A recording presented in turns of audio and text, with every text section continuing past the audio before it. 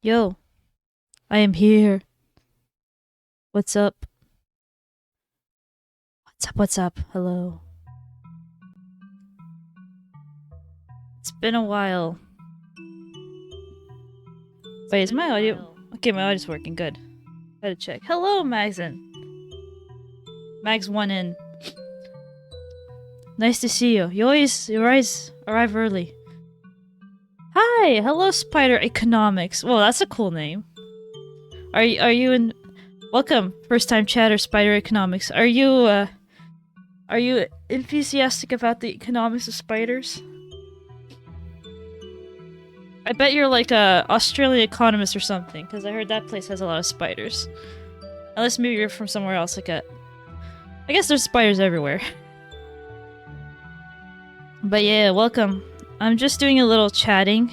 This is a bit of a impromptu, just chatting because I have been sick for the last couple of days, so I haven't been streaming.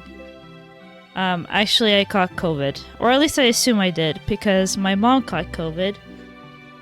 She tested herself and it was positive, and because I live with my mom, I ended up getting it myself.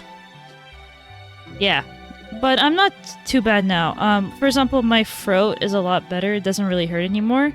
The only thing is I'm still, like, sniffling a lot. Like, I have a runny nose.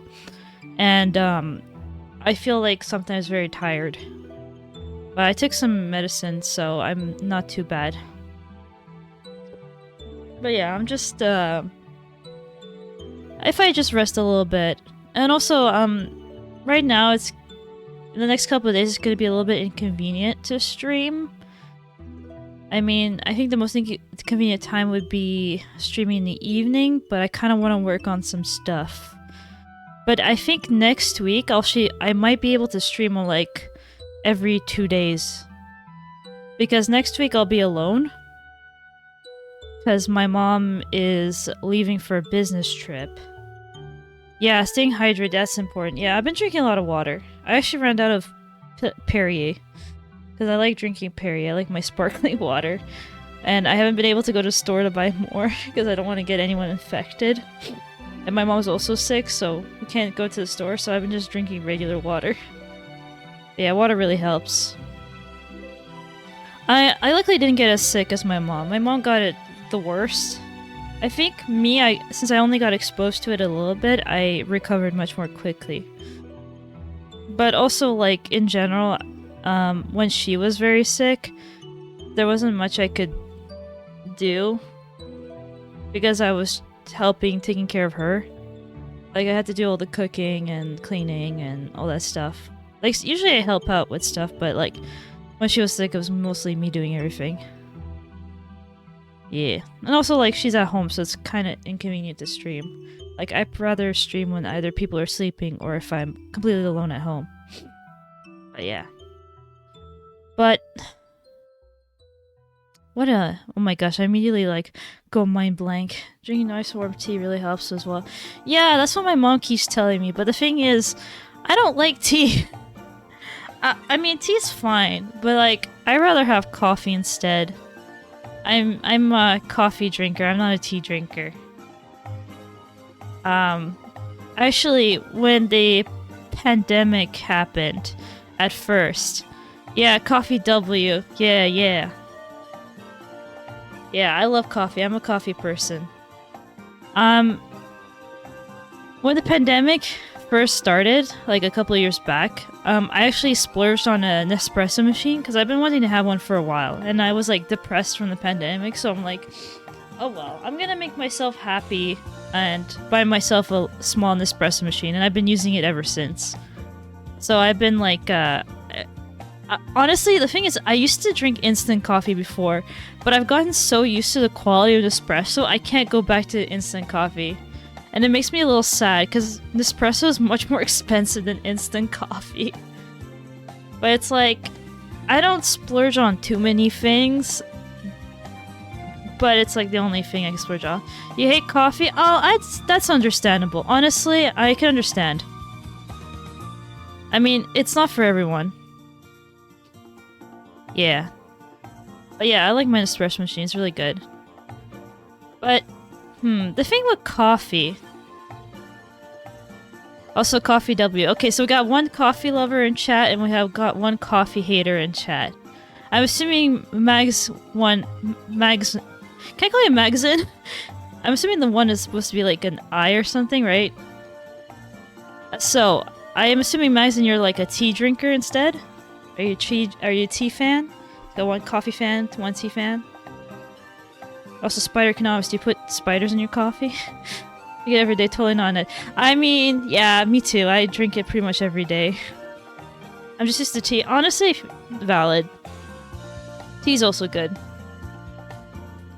Gotta get that caffeine somehow. Yeah. It's funny, because when I used to work in the office, most people would drink coffee, but you always have a few that are tea drinkers. And there's some fancy tea drinkers at my work. Like, there's this one girl, she would set up a timer on her phone so that her tea would be stewed always at the right amount. And the thing is, for Christmas, I have like one family member who keeps giving me tea for Christmas. Even though I'm not a big fan of it, so I would just bring my tea to work and then give it to the tea fans at my work, because I'm like, I don't drink tea. So you can have it. And they're like, oh, thank you so much, you're so kind. I'm like, yeah, I don't want it, and it's taking up space. To my coffee one time. Oh, that doesn't sound fun. Moth in your coffee. Interesting. I don't think I've ever had something fly into my drink before. At least not that I can remember. Maybe something did happen before and I memory hold it. Could be that. But yeah. I think me personally, ruin my morning. Oh, I can see that. Yeah. Honestly, the best part about the morning is when you wake up and you make yourself a nice cup of coffee. I guess tea for some of you. And it's like you feel like you're alive again. It's like you're not completely awake until you get your caffeine in the morning. Red tea. Is that like what exactly is red tea? Because I know of like black tea, right? And green tea. I think white tea is also like similar. I mean, isn't white tea oolong tea? I'm not sure. I think it's one hell of a drink. Yeah. I mean, I didn't understand the value of coffee. You know, when I was in high school, I hated coffee. I couldn't stand it. And tea, I drank more tea, and I was fine with it.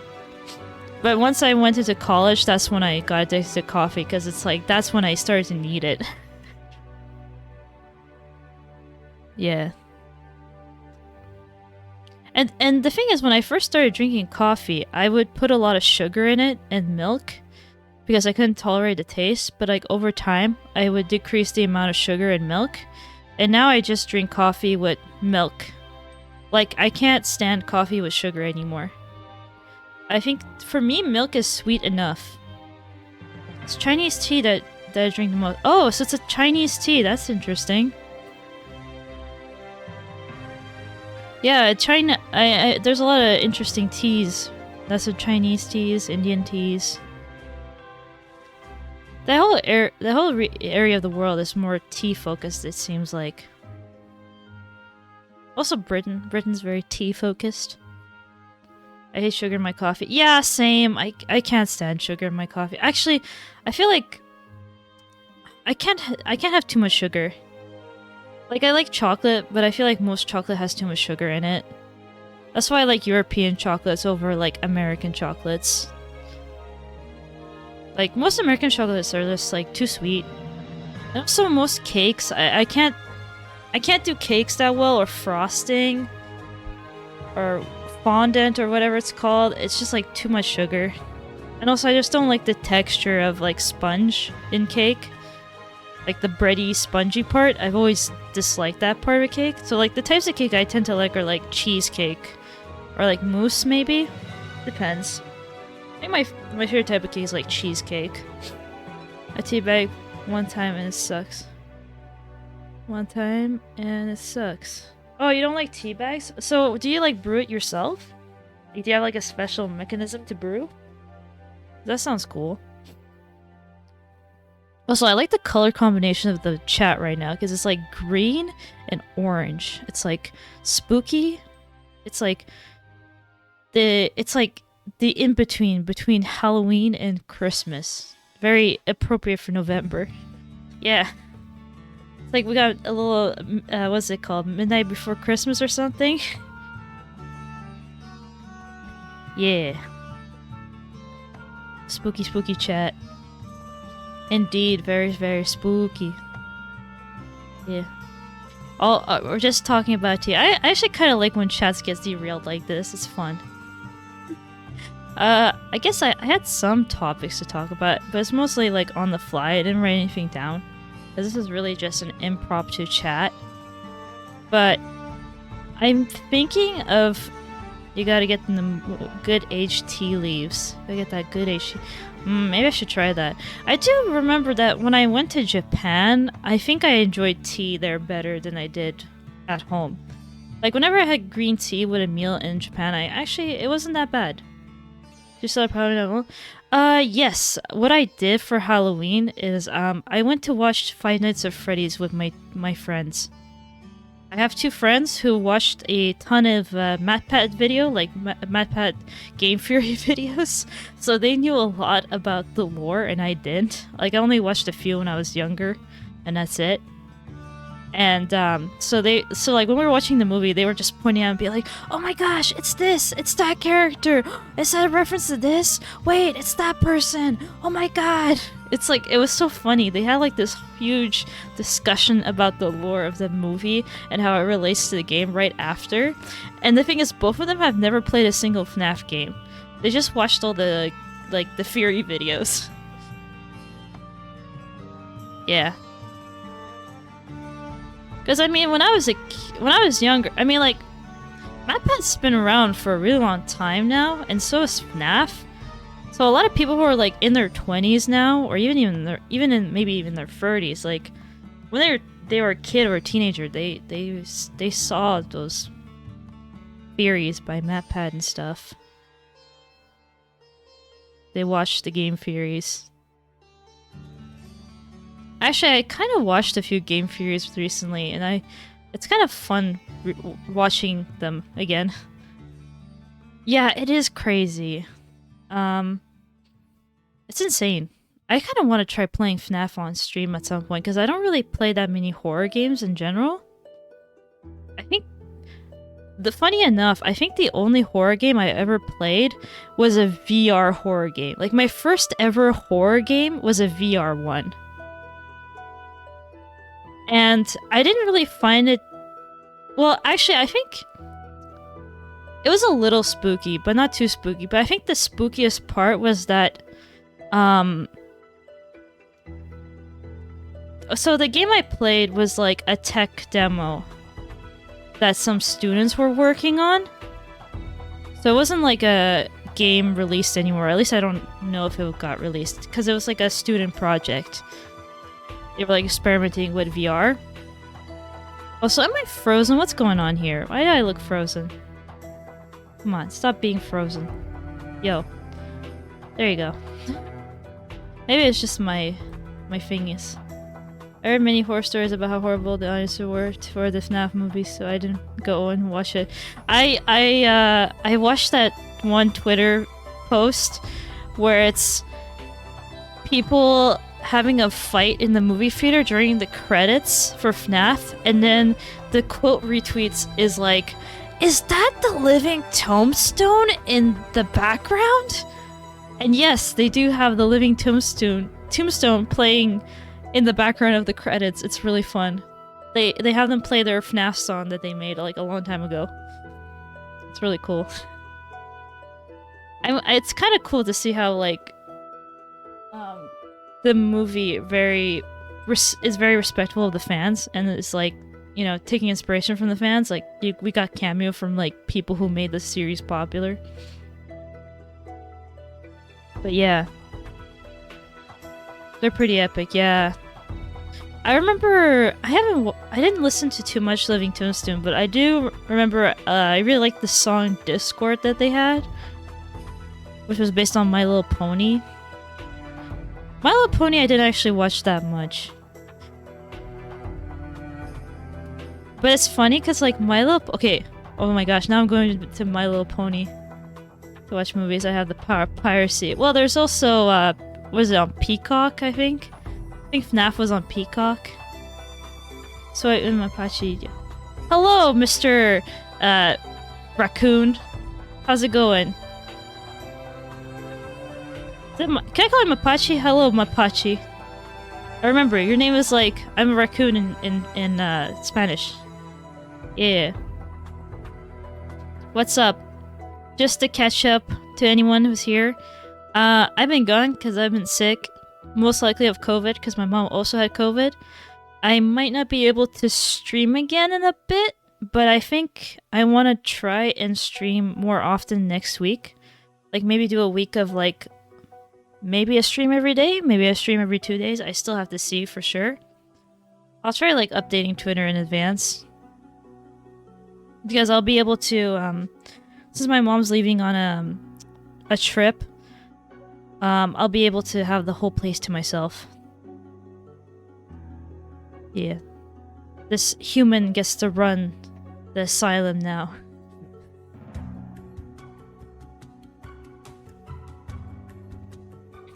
Man, this music's so nice. I'm playing Radiant Historia music. FNAF stream? Maybe later.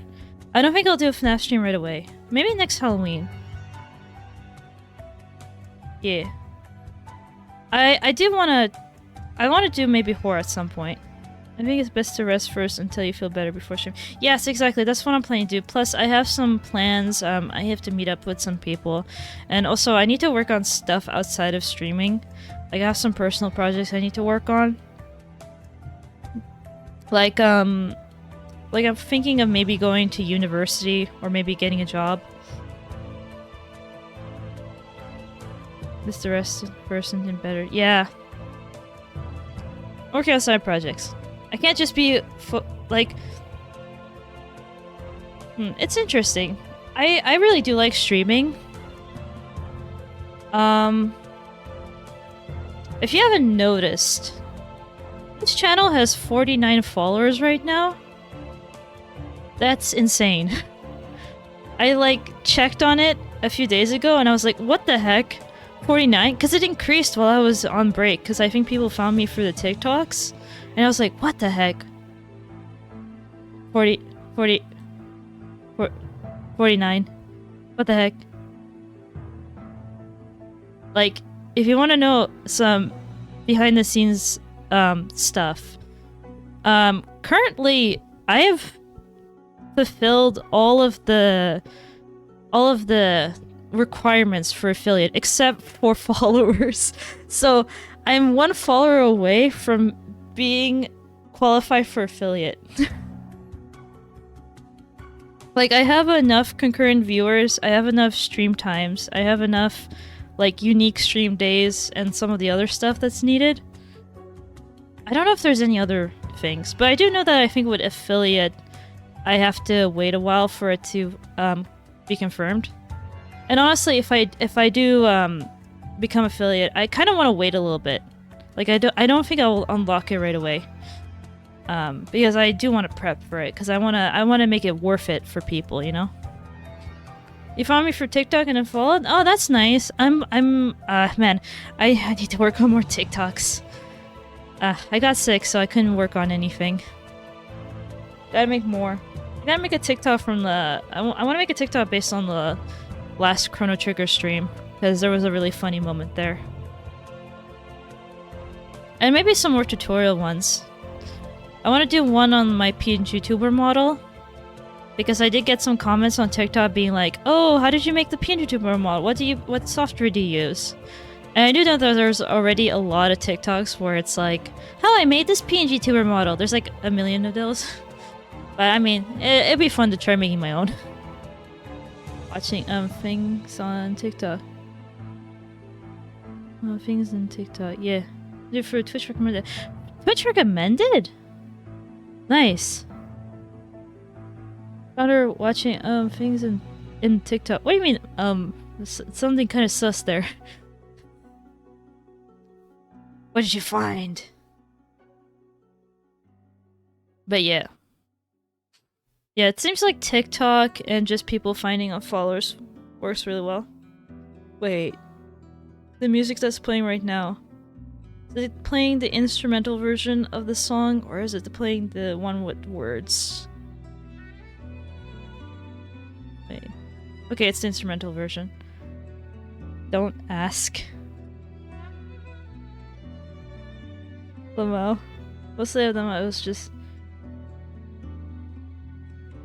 Cuarteto de Nos? What's that? I don't know Spanish at all. What is that? I'm looking it up. Hip-hop group.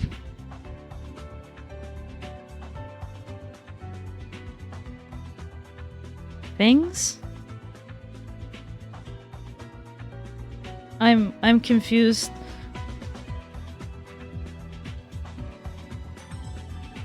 I'm confused. I don't know what's going on. Is there a meme I'm not aware of anymore? Sorry, I'm still... Maybe I'm a bit loopy from taking medicine. I only speak American. American! Ah, well, I guess you can't watch my stream because I only speak Canadian. What about that, yo? I speak the Canadian, yeah. Sorry. I actually don't... What's the Canadian accent? Wow, you see there? Here we I'm streaming with my Canadian accent. I don't know. That guy's really good for advertising right now. Yeah, I know they push people a lot. Because I think they want people to use it, so they'll push you. The thing is, shorts? Shorts are a different story. De nolo más de bueno. Wait, let me search this up. It's a good song. I'll look it up. I'll watch it. I'll listen to it later.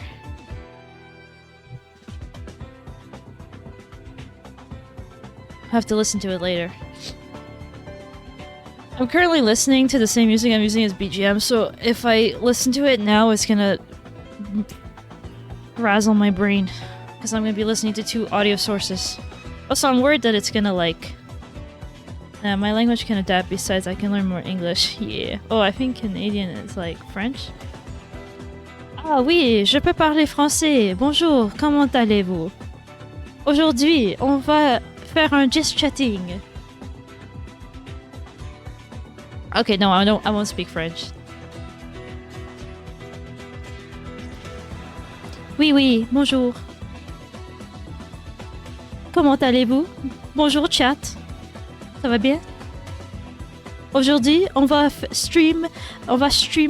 Wait, did they say stream? I think they say on va streamer. Wait, what is their word for streaming? On va... Okay, so stream... I mean, stream in French I think is courant. But I don't think there's a word. I don't know. I'm Canadian as well. Ah, nice! Le stream! Oui.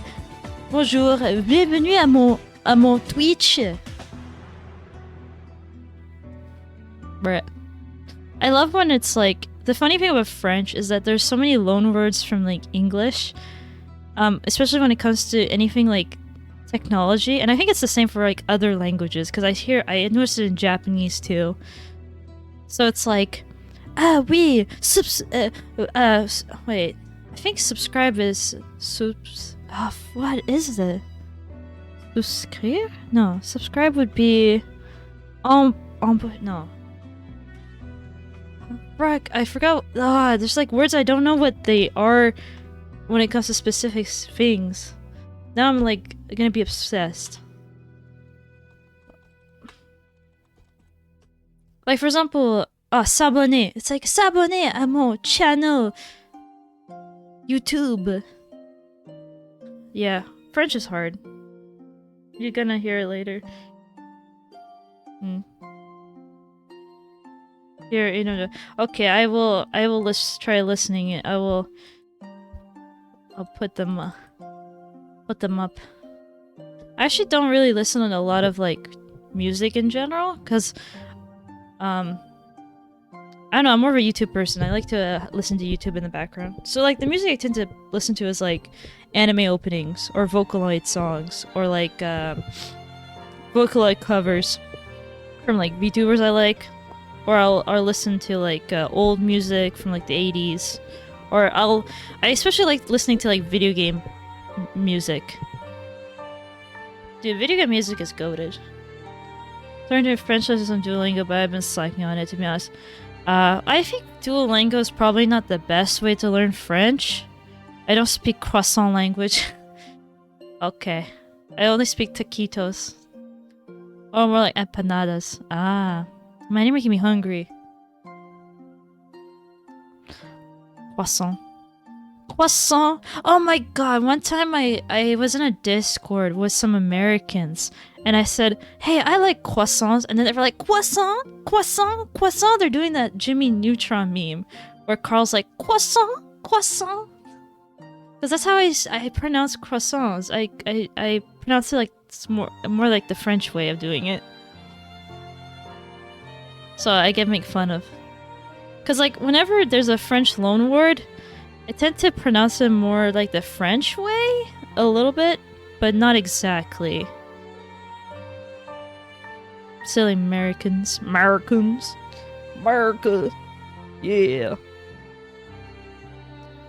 Funny thing is, I did have Spanish lessons when I was in high school. So I had to learn French, I had to learn English, and I had like Spanish lessons for a few, like 2 years, I think. But they're not effective. Like, yeah. Another language is already hard enough. Trying to learn another language is too much. It tried taking enough trying, and I think it tried making like a link out of it or something. So weird. But yeah, dude. The funny thing is, I also know a little bit of Russian, but my Russian's really bad because it's mostly me talking to my family that I've learned it. Like I used to take Russian lessons when I was a kid, but then I got fed up with it. So like, for example, I forgot how to read in Russian, and my vocabulary is very limited. Like really, really limited. Like, ooh. Like if I ended suddenly teleported in like a Russian-speaking country, I might be able to manage, but yeah. Not that good. Didn't know how to speak it. Might take his language sometimes. I put some words in English because I'm so stupid to remember. Oh my god. You know what? That happens to me. That's the thing with being bilingual. Is that when you like know how to say something in one language but you don't know how to say it in another, or it's like you don't know the exact way of saying it. Like you can directly translate a sentence, but the thing is that direct translation is just gonna sound funny. Yeah, that happened. I mean, Cantonese, that's very different from English. That's a huge difference from English. At least French and English are pretty similar. Not that similar, but they're like, yeah, they're both written with the same characters and everything. Gotta go, but I'll try to join your next stream. Hope you feel better soon. Hey, thanks for coming, Super Economics. Oh, you followed me. That's cool. You followed me 3 days ago. Thanks for following. You have like too much words to remember. Yeah. I think, like, honestly, the hardest part about speaking another language is speaking. Like, learning how to understand a language is actually the easiest part. It's learning how to form sentences in that language that's the hardest part. Yeah, it's all different. Well, isn't it like tonal, right? Like, depending on like the tone of your voice, it changes like the meaning of stuff. And I think that I heard like for a person who's like an English speaker, right, they will make a lot of mistakes when it comes to tone. because it's like it's not intuitive for them. Yeah, at least Argentinian. The English school teachers are usually British and not from America. Ah, so they end up having British accents. Like you learn, but to have a British accent. Yeah, I have to change. Wait, there's still music playing. Huh. I thought it was at the end of my BGM. Yeah. Well, my first language is English. So yeah, this is my native language. I just know 2 others. I know French, second best, I think, and Russian a little not as good. Funny language is German. I mean, they talk like angry. Yeah. Also, I think isn't it like the way they create nouns? Like they'll add the adjectives together so it just makes one big giant word. Like I don't think they put spaces sometimes. Or is that another language? I don't remember. Yeah. My learning language for me is reading words. Ah, I see. Same. Well, I guess if it's not the same writing system, that could be hard. Especially if they're like, what is it called? Ideographic? Or like symbols, the symbols they use are meant to represent like whole ideas / words instead of actually like syllables and stuff. Like, you know, like kanji. Because that you have to memorize. You can't just like... You have to memorize every single one to understand. Reading words, same. I mean, the only language to speak are... Oh, leave me in suspense. What languages do you speak, Mapache? I'm assuming Spanish? In English? And para Spanish. I don't know the... I don't know what a kilometer is English, and pasta Italian. Hey, I know what a kilometer is. I live in Canada, we use kilometers. And British people use kilometers. Australians use kilometers. New Zealanders use kilometers. You know? What other English-speaking countries are there? Only America doesn't use kilometers. That's the only thing I know. And honestly, to be honest, oh my god. It annoys me when I play a video game and it's the American translation of the video game, so they decide to localize all of like the kilometers and the millimeters and like centimeters and like liters and stuff into like the American system. And then I get so freaking confused. Like they'll convert Celsius to Fahrenheit and then I'm like, I don't know what the heck's going on anymore. And it just sucks because it's like, bruh, most people don't use that system except for Americans.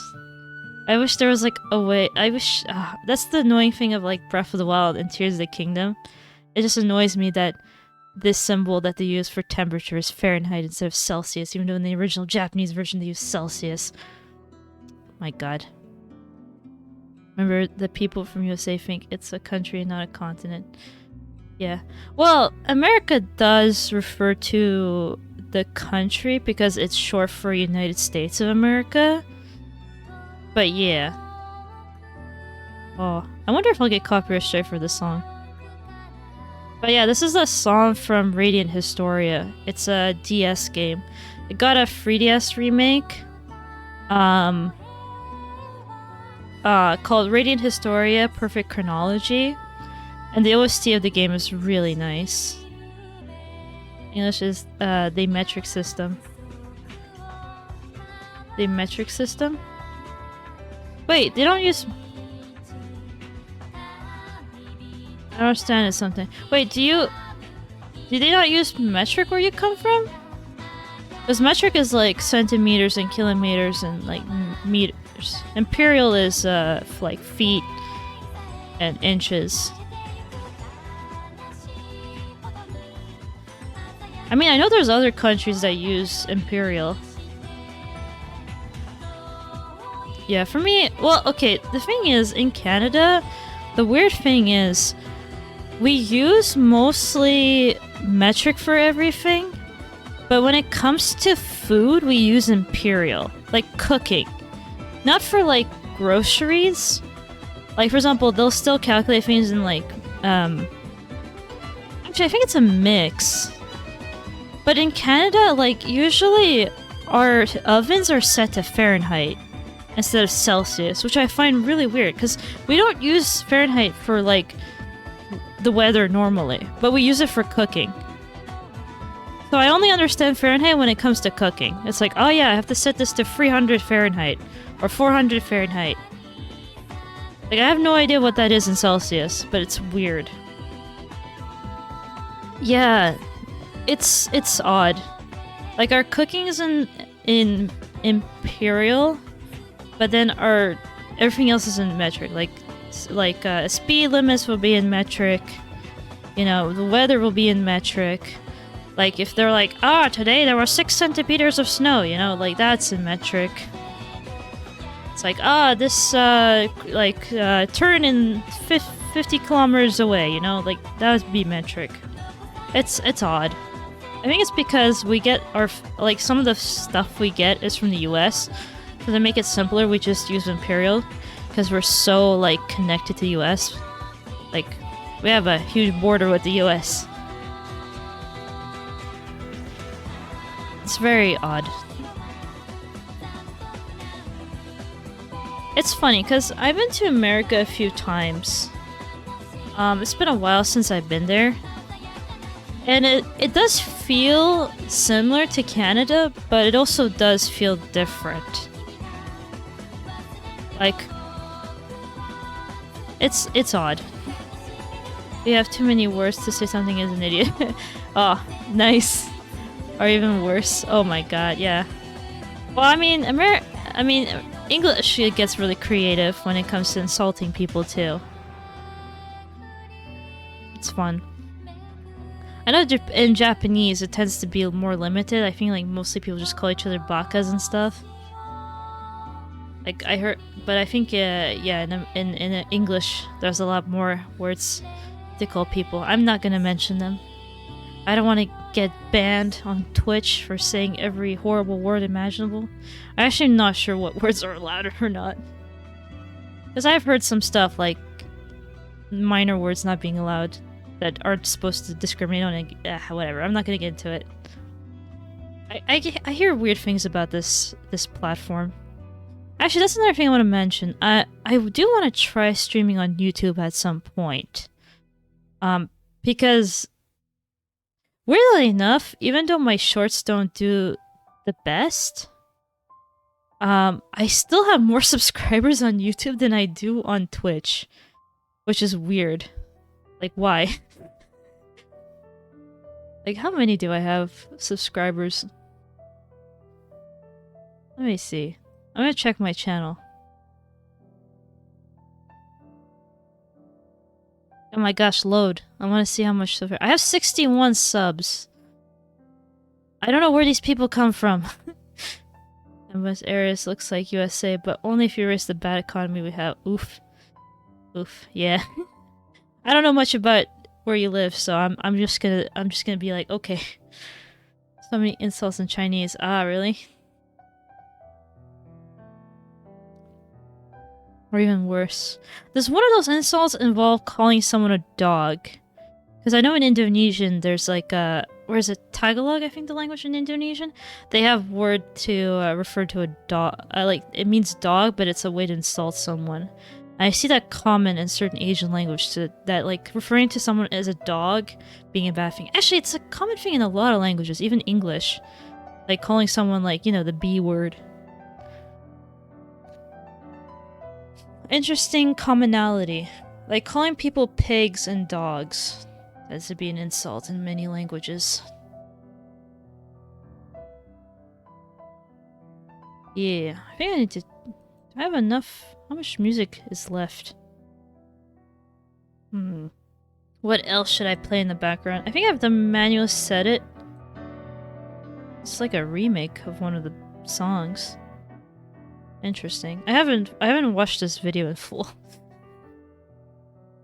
I'm not gonna repeat those words because I have no idea how bad they are. If only if you're a bad comment here to say idiot to someone. Okay.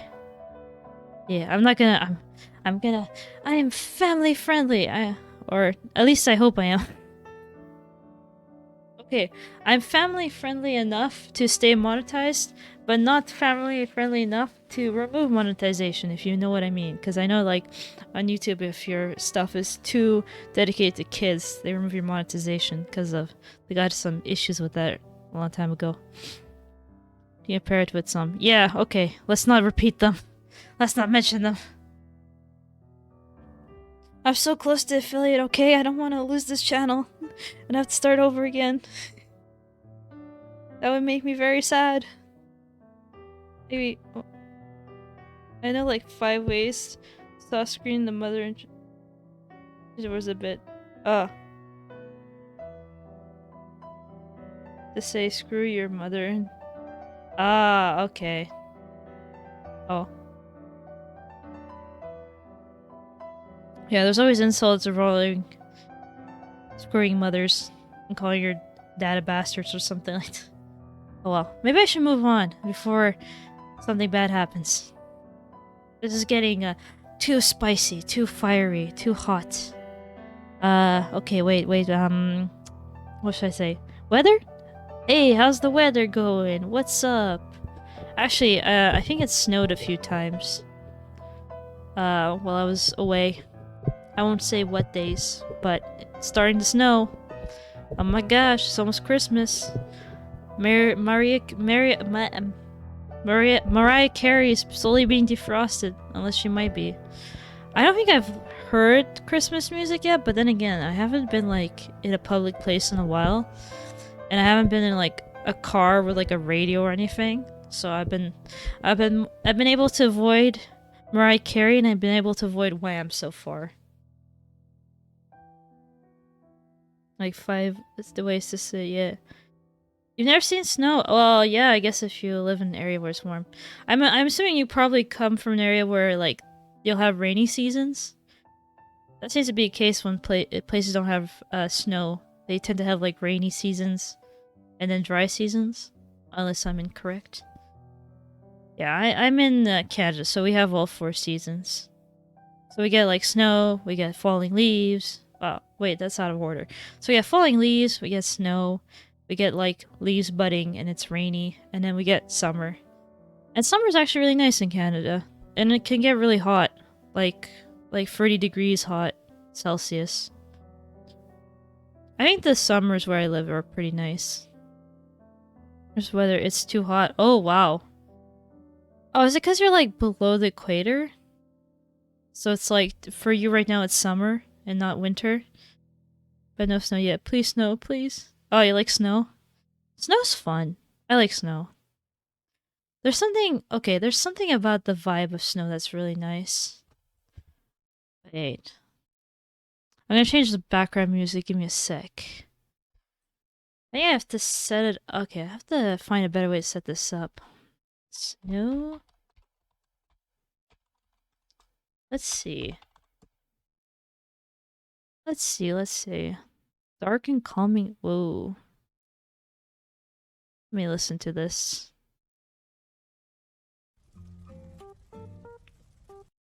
Okay, let's play this. I will change it. Pro streamer here, bro. What the heck? Oh, that's my starting screen. I'm in the wrong setting. What? I get confused by my settings. Let's see. You guys hear this? Like 37 or 40 degrees. Oh. I was like confused if it was a minus or plus because I'm just like too winter brained right now. Wait, do you guys hear the BGM? Hope the BGM's audible. My second favorite season behind all. But with some magic, with snow, I mean, Indian, so it's rain. Yeah. But with some magic, with snow, I mean, Indian, so says rain. Yeah. Yeah, I think there's music playing. Sorry, I had to check real quick. The only thing that sucks about winter is that it gets dark too quickly.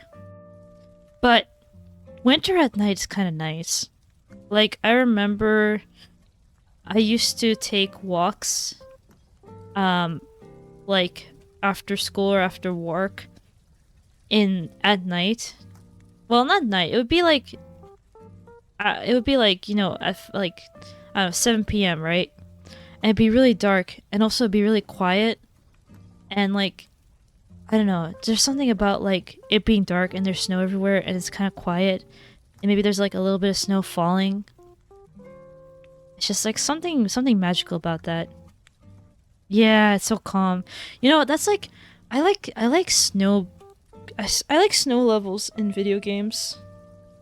Not necessarily in platformers because it's mostly slipping and sliding, but like in games where you get to explore worlds.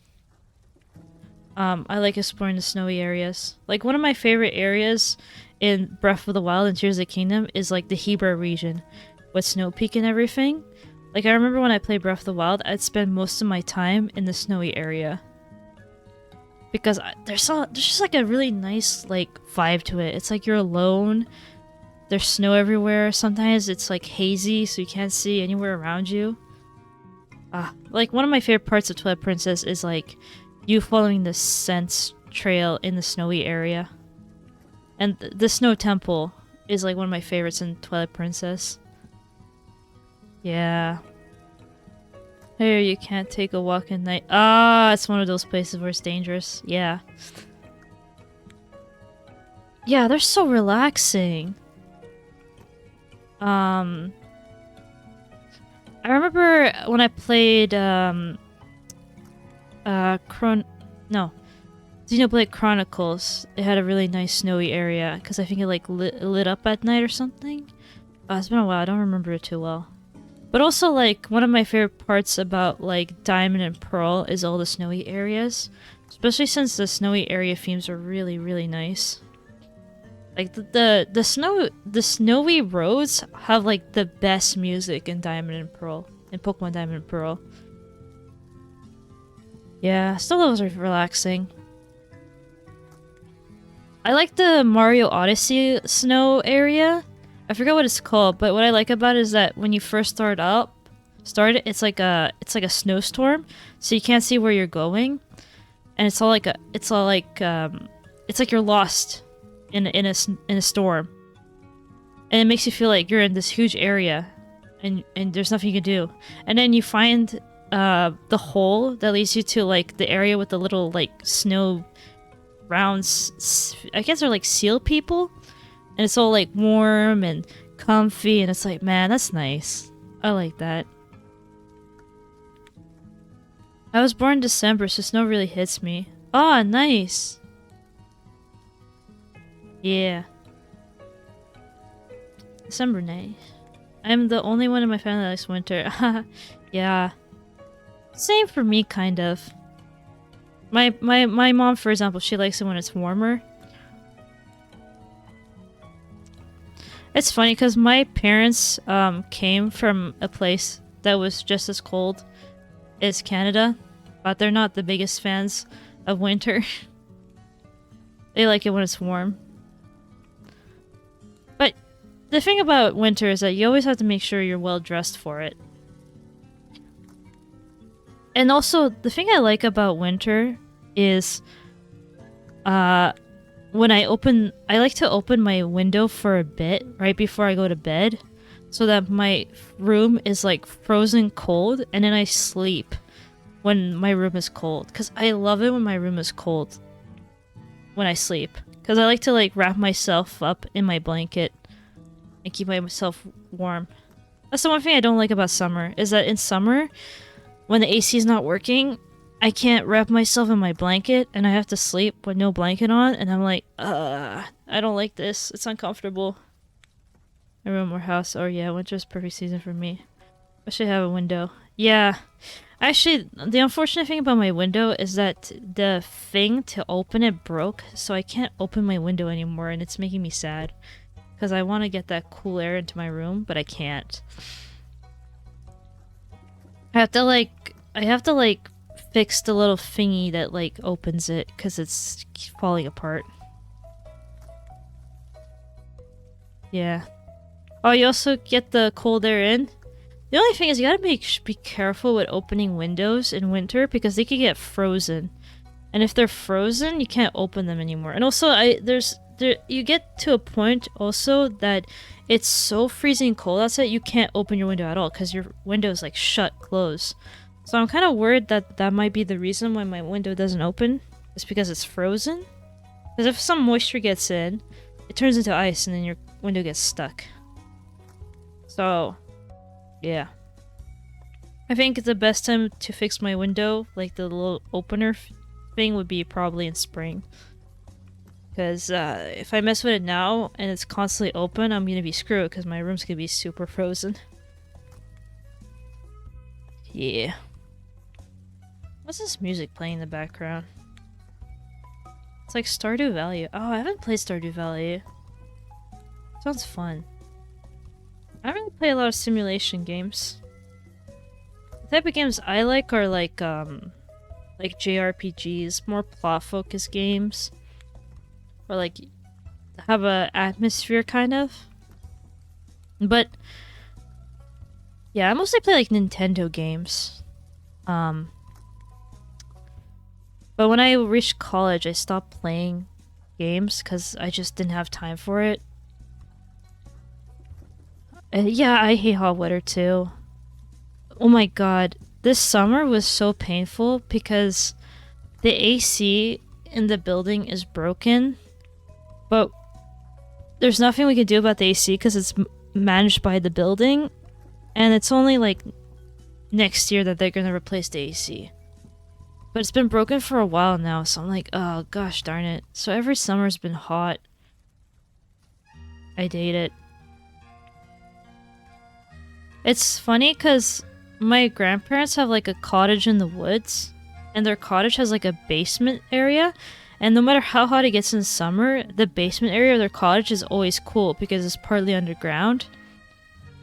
So it's always nice to go there even during the summer. I was preparing tea in a glass cup in winter and the thing simply exploded. Oh, because of like the temperature differences? Yeah, that happens. Yeah, that sucks. Hot weather kills me sometimes because my bedroom doesn't have a window. Oof. Yeah, I don't know how I would handle living in a country that's constantly hot. Like, yeah, it would be nice to not have snow because it can be inconvenient sometimes and you have to, you know, dress up for it. You have to wear winter boots and, you know, when you get to work, you have to change out your winter boots for normal shoes, but like, having it be cool, I feel like, is better than having it be hot. Like, me personally, I think cold is better than hot because when it's cold, you have so many ways to overcome it. Like, you can start a fire if you live in, like, I don't know, a place that has a fireplace, like, you know, a hut in the middle of the woods, you know? You have, like, gas heating. You have electric heating. You can buy a heater. You can wear a blanket, you can wear a jacket, you can wear like a sweater and stuff.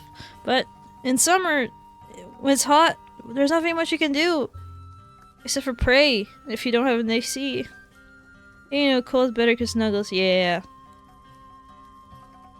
Too bad I have no one to snuggle. I don't have a pet or anything, man. I'm jelly of people who have like big giant dogs that they can like snuggle up to when it's like winter. Like the dog will keep them warm. Simply use snow shoveling as an exercise. Yeah. Honestly, when you exercise in winter, you get so hot so quickly.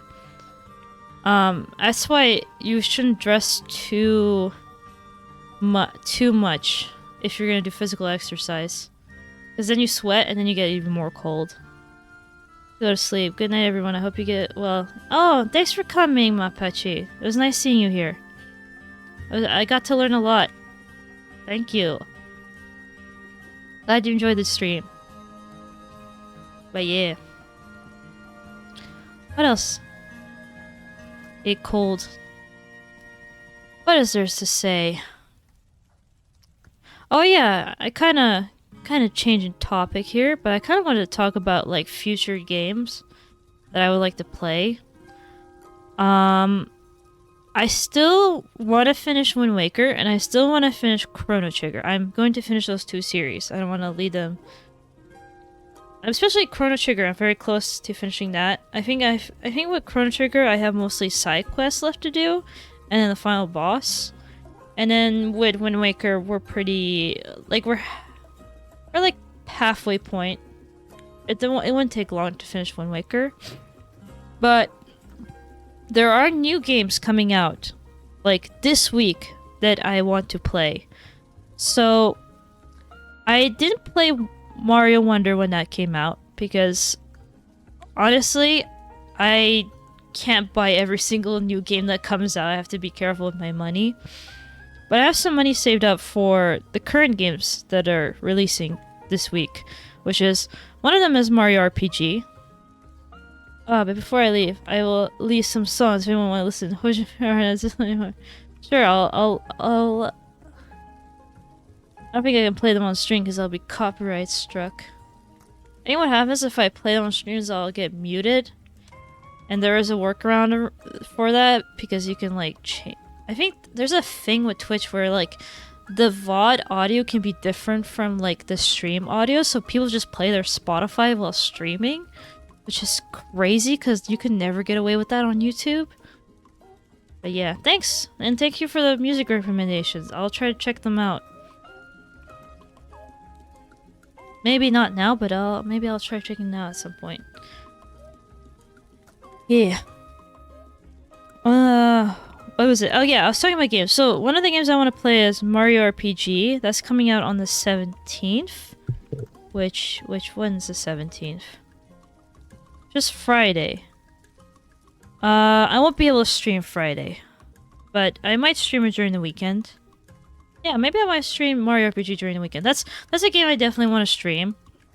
And it's kind of my style of stream too. Like I've been mostly playing like, well, I've only streamed free games so far. I've streamed Chrono Trigger, Wind Waker, and Suika Game. Music I like might not fit your taste. Oh well, I'm fine with trying new things. I want to check it out. Maybe it might suit my taste, huh? Who knows? Yeah. I don't mind trying new things. Maybe I'll do like a music recommendation stream or something. Oh god, it's reminding me of topics. Yes, so first of all, yeah, I'll play Mario RPG Remake on stream. Another game that I want to try playing.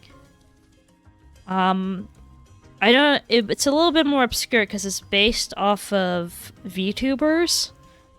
So tomorrow, actually in a few minutes, I think, there is a game on itch.io that's gonna release called I don't remember the full name. Let's see. Okay, so the game's called Doppelganger. Okay, it's just called Doppelganger. Yeah, the time I'm having. Actually, I'll link it in chat. But the thing with Doppelganger is that it's based off of a VTuber group.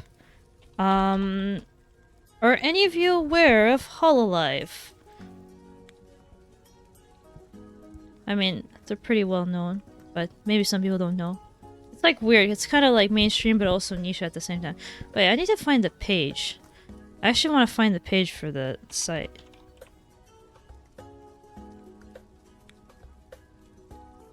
Yeah, let me find it. But the game I want to stream is this one. See if it works. Haha, I can post links, but none of you can. That is the power of being the owner of the channel. You post links, you get timed out, but I can do it. But yeah, it's based off of, oh, sorry about that. It's based off of Hollistar's EN group Tempest, which is the English branch of...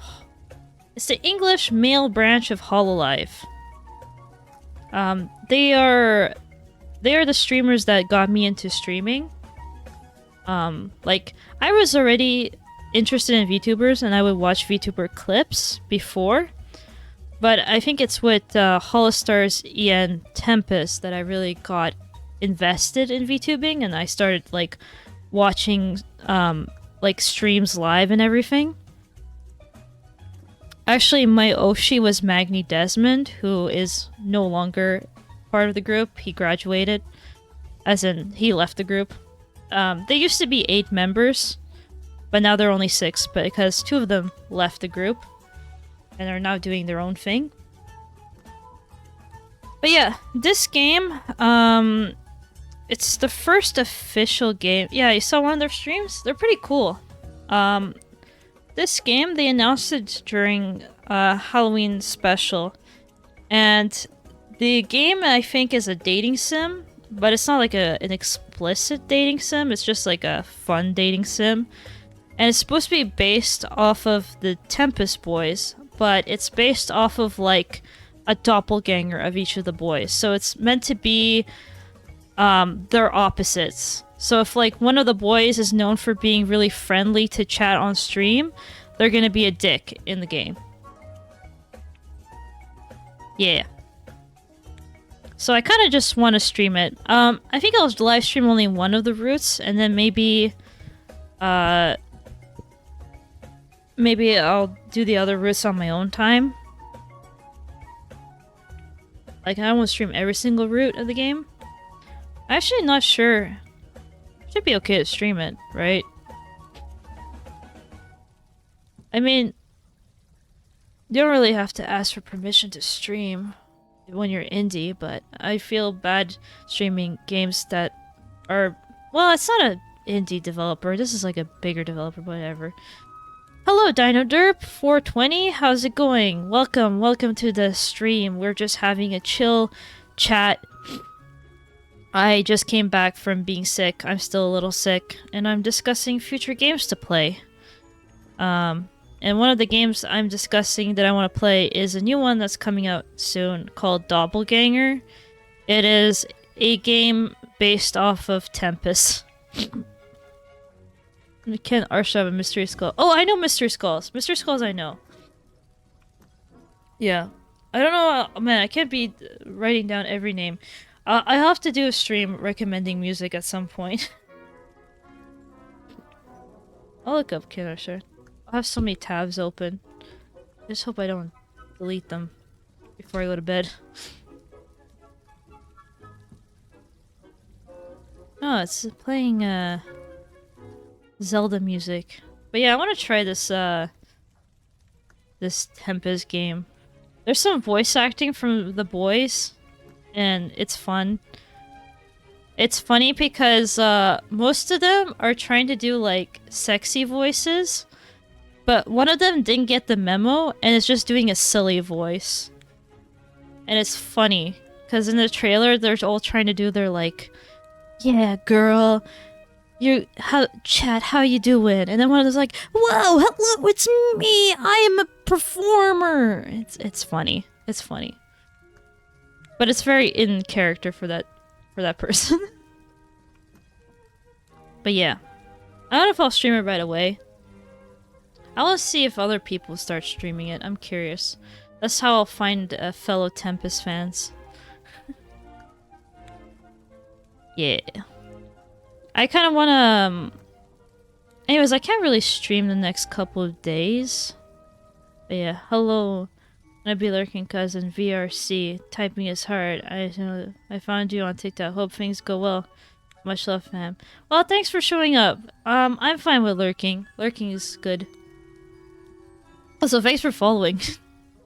I know some people followed me when I was away, so I didn't get the chance to thank them. So thank you for following. And if you want to see more of my streams, you can follow me on Twitch.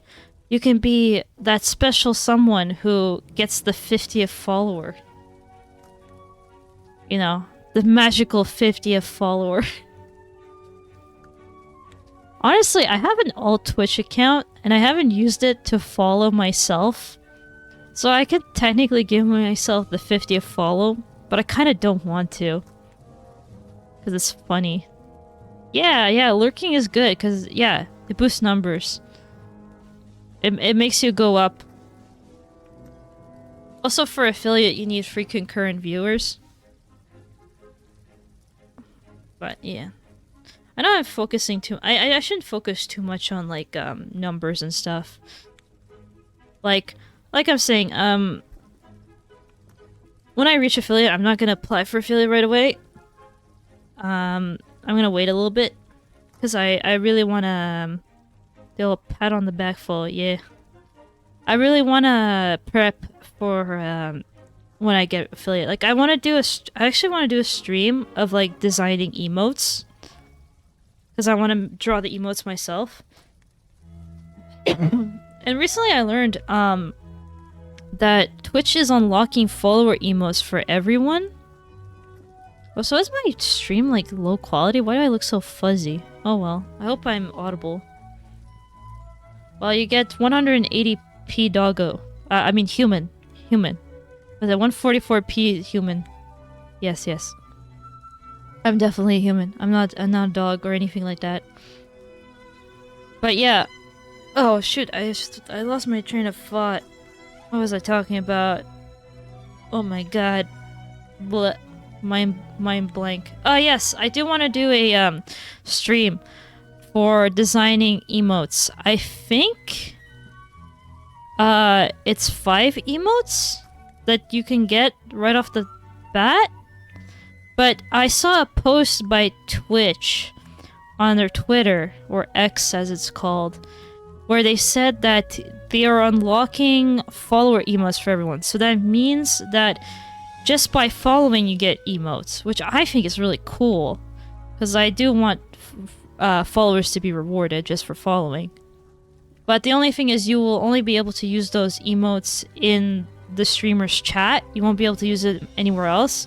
And only by subscribing you'll be able to use it in other places, which I think is fair. But follower emotes would be fun. And I like the idea of follower emotes, because that means you don't have to pay money. You could get funny emotes. And I think the type of emotes I would want for follower emotes would be like the ones that get spammed the most. Like, so like maybe a laughing emote or a heart emote or a head pet emote. Those would be fun. And then like subscriber emotes can be like something that's more rare. Depends. I mean, the idea is like I want to get at least follower emotes done. And then sub emotes can be done for later. Because I kind of like the idea that like everyone can benefit from it somehow. And I mean, you'll get the thing with subscribers is that, with subscriptions is that you'll be able to use those emote anywhere. So it's like, you do get a little extra. But yeah, I don't want to like be affiliate and then there's nothing for you to gain from like subscribing if you decide to subscribe. You know, I want there to be some sort of gain. Also, I kind of don't want to force ads on you people. I mean, Twitch ads suck. And from what I've heard, you cannot disable ads even if you want to. I think in the past you could, but I think nowadays you can't, and you have to force them. And it's like, man, I don't like ads. Where's my fucking... There you go. Like, I don't like ads. Rrr. Ads suck. Especially Twitch ads. They're bad. I don't like forcing people to watch ads. That's why I'm gonna, like, delay it. Ad revenue is nice, but making people watch ads is not nice. Yeah, but the one thing about affiliate that will be nice is polls and points. Channel points and polls, that'd be fun. Because then we can gamble. We can gamble points for not real prizes. So it'll be gambling, but like fun gambling that doesn't make people go broke and doesn't involve real money. It's like Monopoly money gambling. That's the only gambling I like. Not real gambling that makes people like lose their house and makes their like wife leave them because they're in debt. I want the fun like fake Monopoly gambling where the only thing you win is like bragging points. Cause that could be fun to do like little challenge point things. I have some ideas for streams that involve polls and points. That could be fun to do. I have some ideas for streams that I want to do. But that's a little bit later. Also with points, we'll be able to redeem stuff. Like text-to-speech and well, I wonder what people use for text-to-speech. Is it points or is it bits? I think bits is text-to-speech.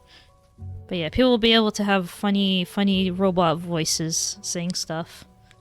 Not too sure about that. I need to figure out how that works. But I do find that people sending like funny robot voices is fun. Especially in like just chatting streams. Especially because I know some people have it set up where it's like, depending on what you write, you can make the robot voice change. So for example, you can have like, I don't know, Joe Biden say something, you know?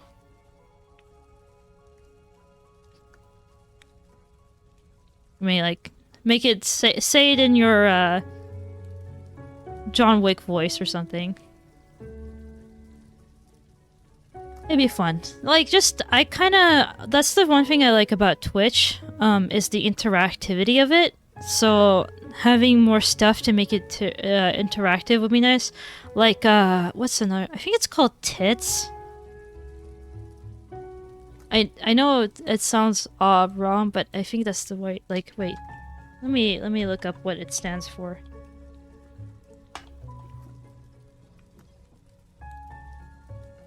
Let me look it up before I make it. Twitch Integrated Throwing System. Yeah, that's what it's called.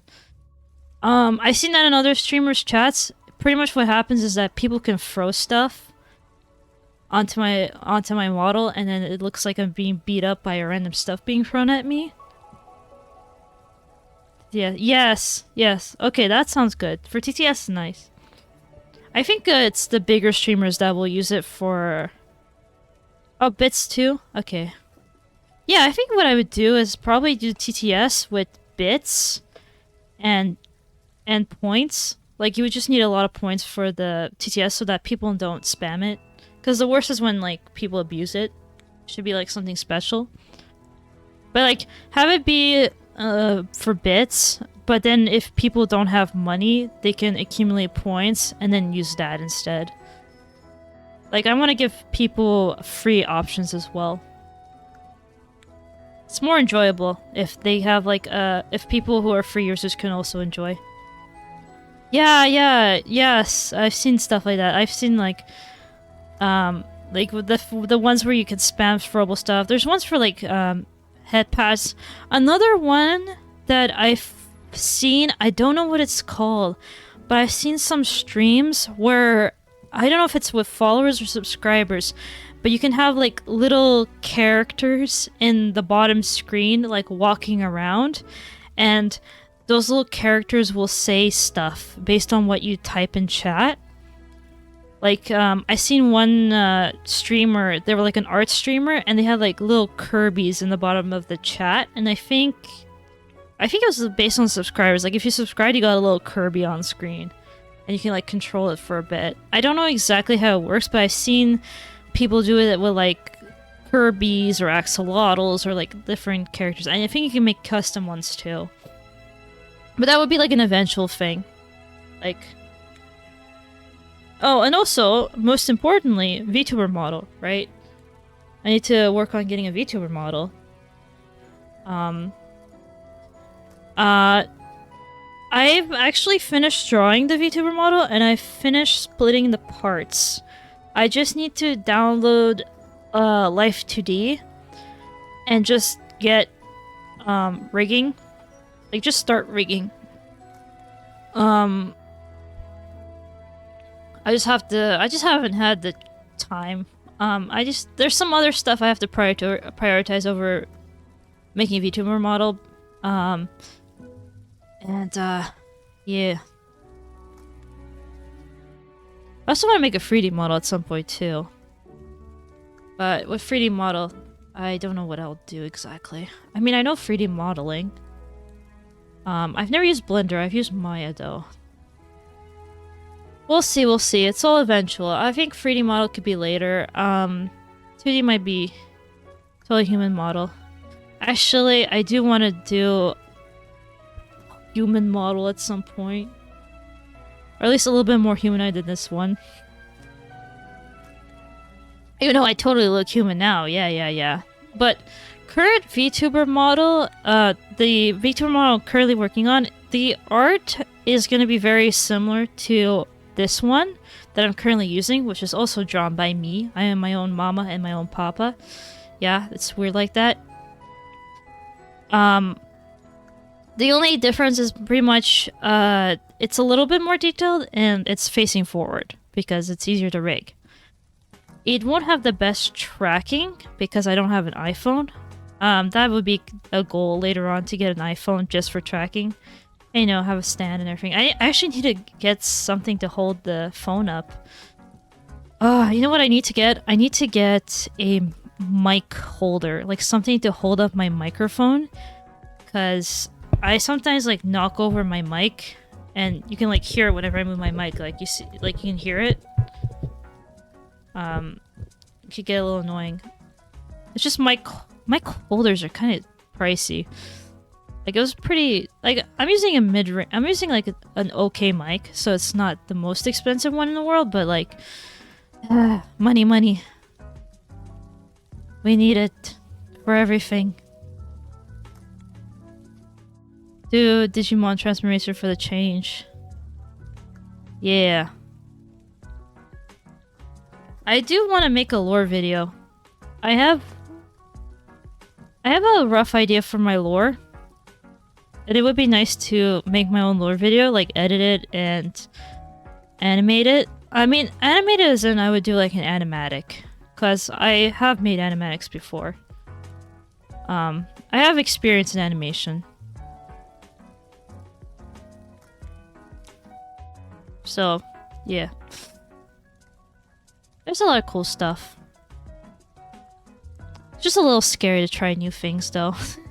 I've been procrastinating on certain things, like learning certain new skills, because it's just so daunting and you're like, but like once you actually do it, it's not that scary. But yeah, also it's like, what sucked about this week in particular is that I was like, oh yeah, I'm gonna start working on stuff, and then I get sick. Like, at first it was like, oh, I don't have time for it because I'm too busy taking care of my mom who's sick. And then I get sick myself and I'm like, oh, I don't feel like it. Yeah. I guess I have some skill. I'm not the best artist. Like, I know art and I know 3D because that's my specialty. Yeah. I won't go into details.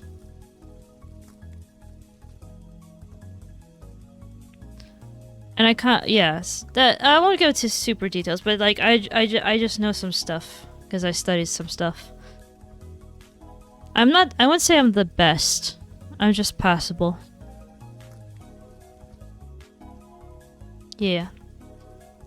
There are stuff I don't know, like music. I barely know anything about music. Like I'm basic, like editing. I'm not the best at editing. For the lore. Oh, you want sneak peeks? Garbage at drawing. Well, it's just a matter of practicing. Like, I've been drawing ever since I was like a little kid. Like, I've been drawing ever since I've been holding a pencil, because that was my favorite thing to do as a kid, was to draw. Like, I draw all the time.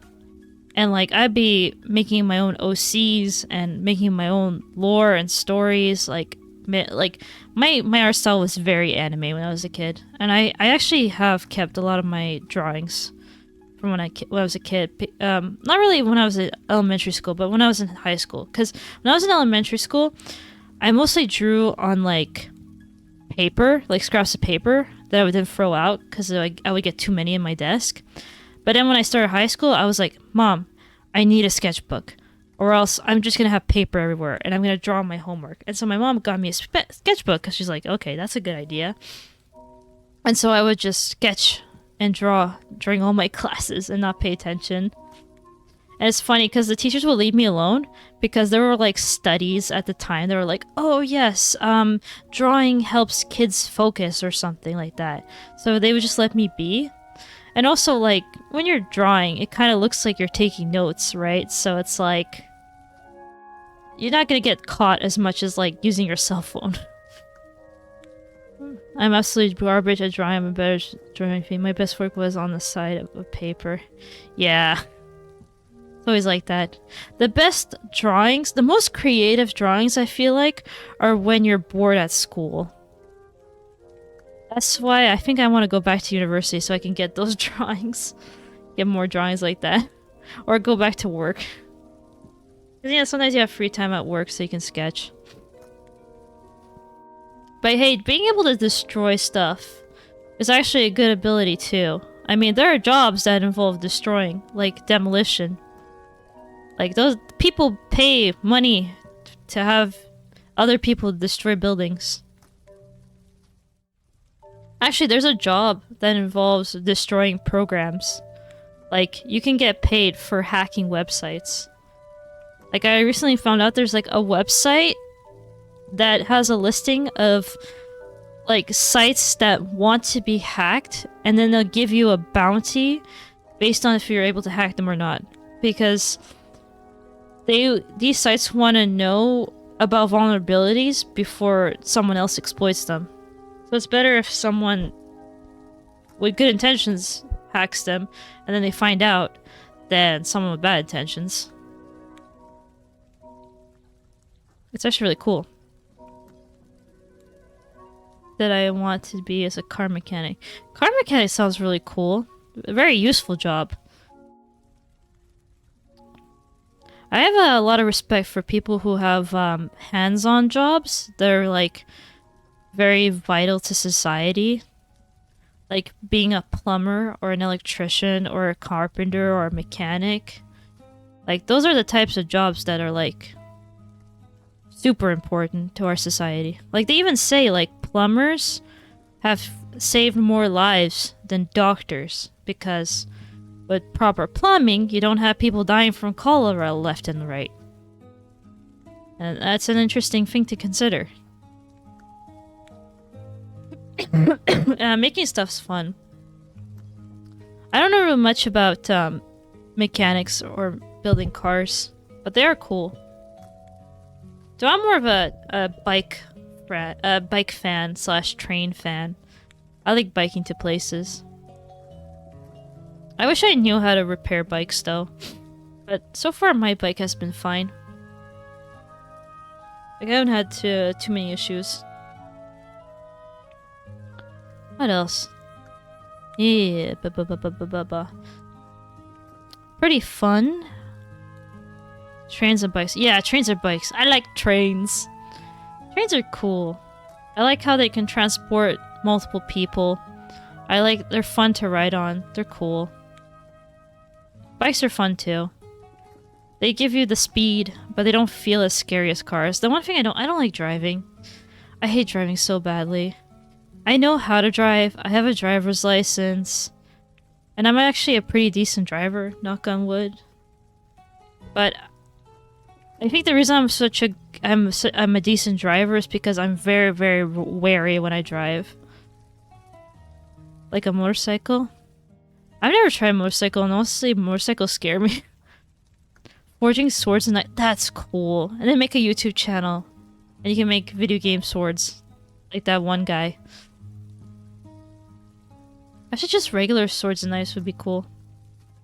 I bet if you posted TikToks of yourself like forging swords and knives, those will go really well. Even if there's probably people doing that already. People like watching crafts. Especially when they're like extreme like that. I have a friend who's actually gotten really into like making enamel like pins, but it's like they make it themselves. Like she got this like plastic that you have to cook in the oven or something. Like you draw in it and then you cook it. And it's really cool. Like she gave me one that she made of a piplup. That was really cute. And then like a week later, I saw she made another one, and it was like much higher quality than what she gave me. And I'm like, wow, you really improved. Like you, this is like better quality. Like, you know, it's smoother. It looks cleaner. It's like, man, I'm like proud of you, man. I think she wants to sell them eventually, which would be really cool. Like, there's so many cool things you can do when like custom enamel stuff, especially if it's like. Because, like, most of the time when you see, like, enamel... Was it enamel? Is it enamel? Am I correct? Is enamel plastic or is it... It's like acrylic, right? Let me check.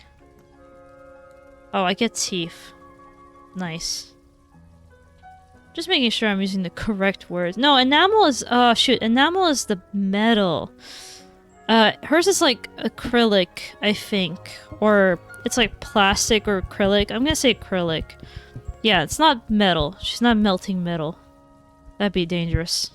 It's not 3D printed. What it is she gets these like she told me about it. It's like this plastic that's meant for making pins and stuff and charms that you get from Amazon, and you need like a special. You need to cook them in the oven, and then you need like a special lights like. I think they're like UV lights or something to like treat it. And it's like a way of making like plastic pins, but like yourself. Like a lot of artists, what they'll do is that they'll design pins and then they send it to a company to produce them. But she's like making everything from scratch. And the cool thing is like one time we were hanging out and we were looking for supply stores because she wanted to buy more pins and chains and, you know, stuff to attach to the stuff she's making. So we found this one craft store that's like a industrial kind of craft store that, yeah, I think it's epoxy. Might be epoxy. We found this one store in like the outskirts of town that like has it's like a weird, it's like a store that's like in the middle of nowhere that you have to like really search for. We only found it through Google Maps. And it had like a bunch of supplies for crafts. Like it had a bunch of stuff for like chains and pins and stuff. Like it had like all the metal bits that you would use for like pins. And it was like super cheap. Like my friend was like super surprised how cheap it was. Like on Amazon it would be way more expensive. So it's like she's really happy she found that store.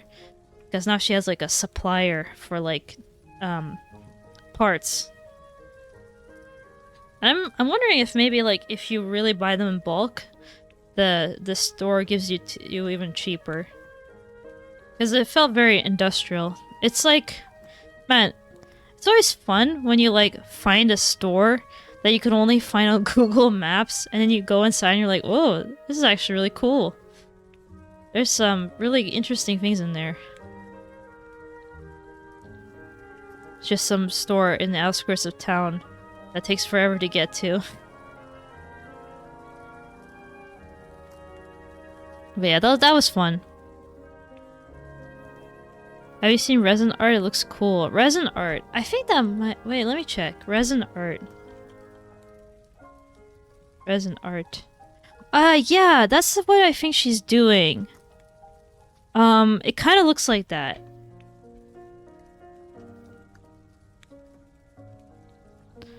Yeah, it's kind of... It kind of looks like that thing. It's really cool. And I'm like, she filmed herself making the stuff too. And I'm like, man, once you film that stuff, you can make like a YouTube video, and then you can like split the YouTube video into different TikToks and then post that. Because I see that that seems to be the thing that people do, is that if they're a crafts channel, what they'll do is they'll film themselves doing the whole process, and then they'll divide their videos into little pieces and make TikToks and shorts, and that's how they get a lot of click-throughs. And I think with stuff like that, it helps to be like on Facebook, Instagram, and all that stuff. I work at Bulk Barrel and we give discounts on case sales. Yeah, okay, that makes sense. Yeah, I should tell her that. It's cool. It's nice, That's one of the reasons I started streaming. Is, I would, as a friend of mine once said, it's swallowing the indie pill. I swallowed the indie pill. Indie is nice. It's nice being indie. Also, I just like talking to myself, so I might as well talk to the internet instead, so I look less crazy. Because, in Hema? Oh, isn't Hema historical... and it's, isn't that historical sword fighting? If I am wondering... Hema? Right? Or is it some... yeah, historical European martial arts. Yeah, that sounds cool.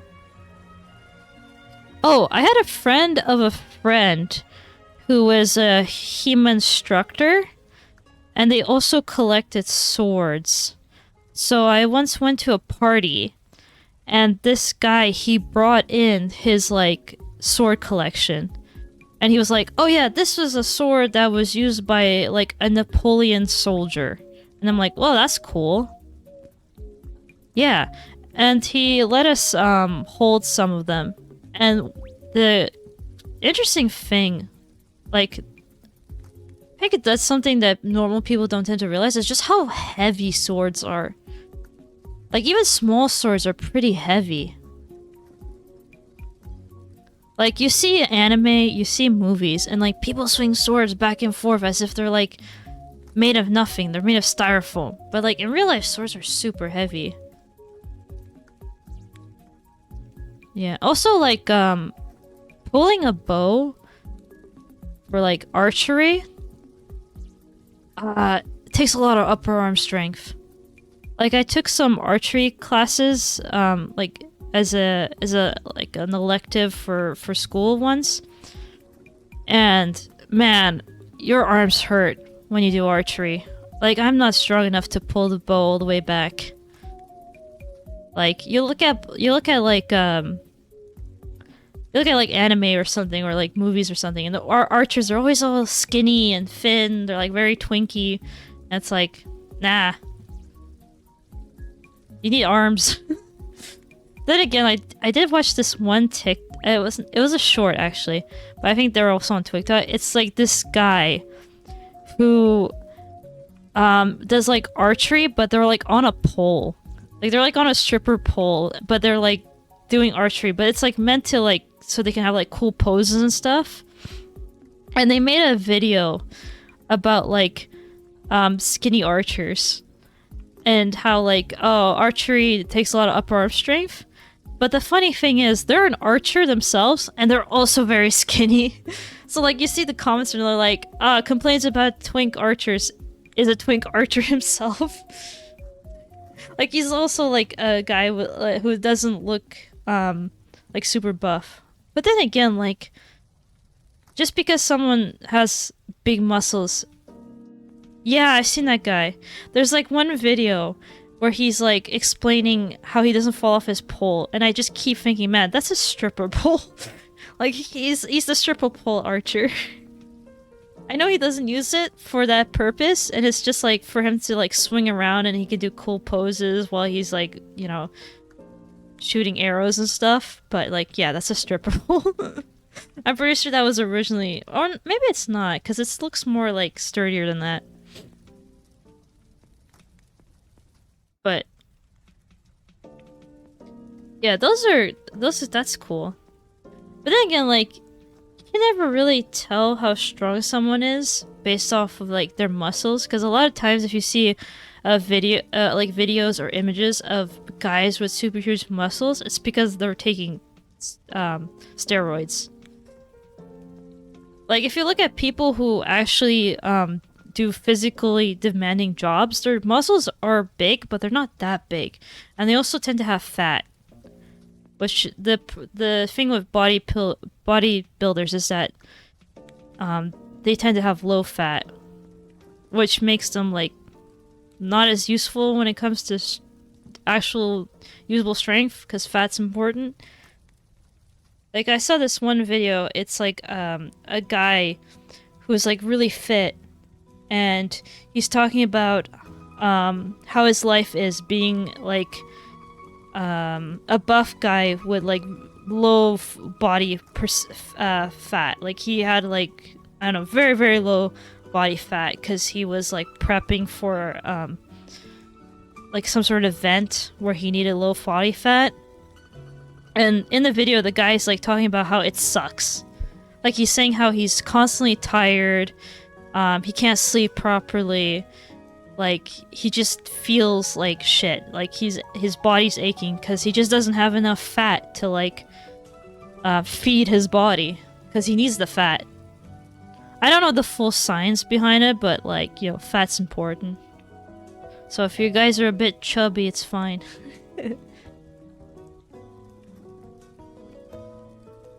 Yeah. But I do need a little bit more muscle. That would be nice. I think I have enough fat as is. I need more muscle.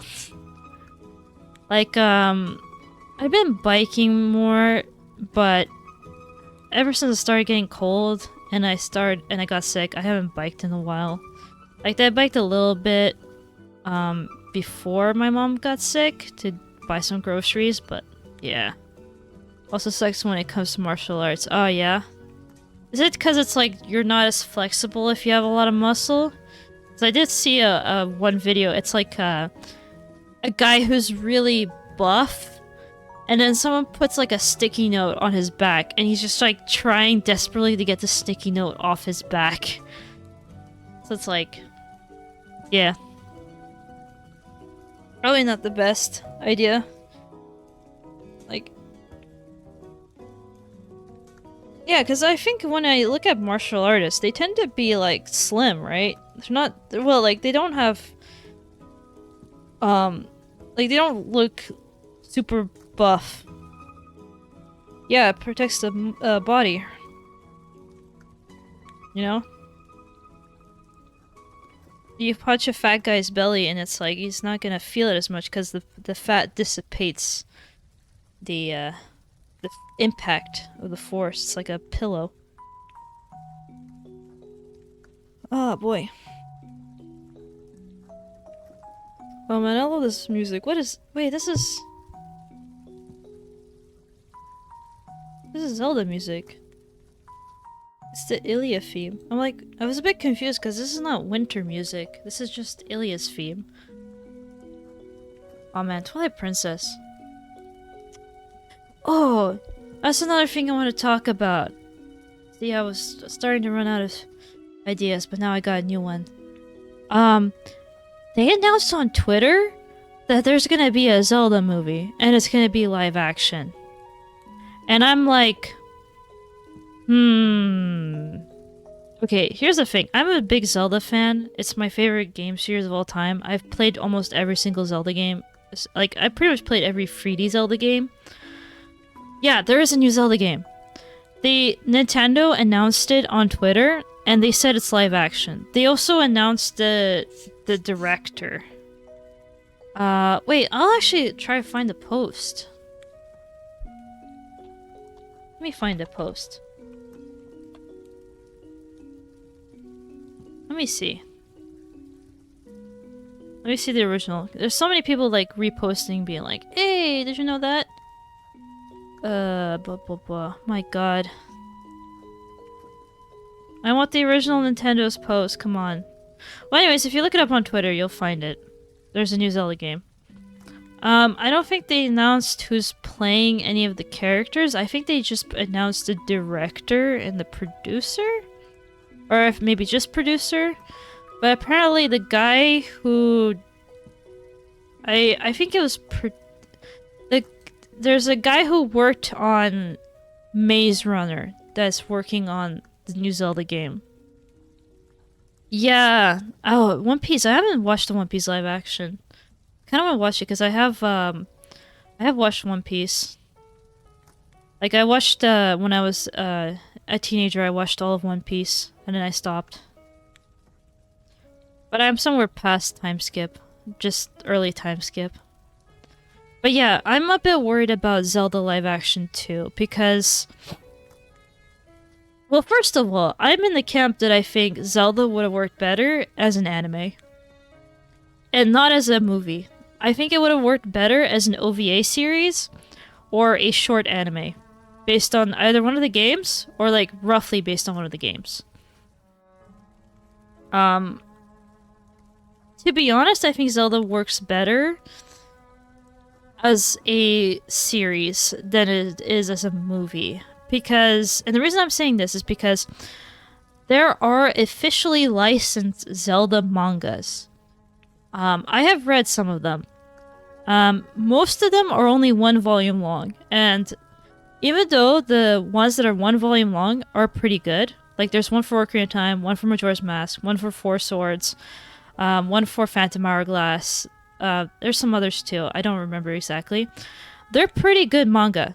But the problem is, because they're only 1 volume, they are pretty rushed. Like, the Majora's Mask manga is nice, but Link only goes back in time, like, 1 time. Because it's only 1 volume. They have to cram everything in 1 volume. Ocarina of Time... Is it working? Stop. Is it working? Stop. Okay, am I back? Is it working? I should have probably restarted OBS. I did not restart OBS, but it seems like it's working, right? You guys see me? Please, chat, respond. Oh no, I have 0 viewers because you all disappeared when I crashed. Let me play the music. Oh boy, is this gonna make 2 VODs? Hello? I wonder what happened. Okay, so I see there's people. Okay, so I see there. Hey, can someone say in the chat if you can hear me? Yeah, okay. I think it's gonna create 2 VODs. When I post it on YouTube, it's gonna be 1 VOD. It's what I did for Chrono Trigger, because I had the same issue where it's crashed suddenly. But yeah. Oh man, I want to get to my point! I was making a point about Zelda because I've been thinking about this. I want to mention the thing. So yeah, there's a Zelda manga. It's an officially licensed Zelda manga. It was running in a magazine and everything. There's a few of those actually. There's an Ocarina of Time manga. There is a Majora's Mask manga. There's a Phantom Hourglass manga. There's a Four Swords manga, and they're pretty fun. They have their own take on each of the games, so like they'll be inspired by stuff from.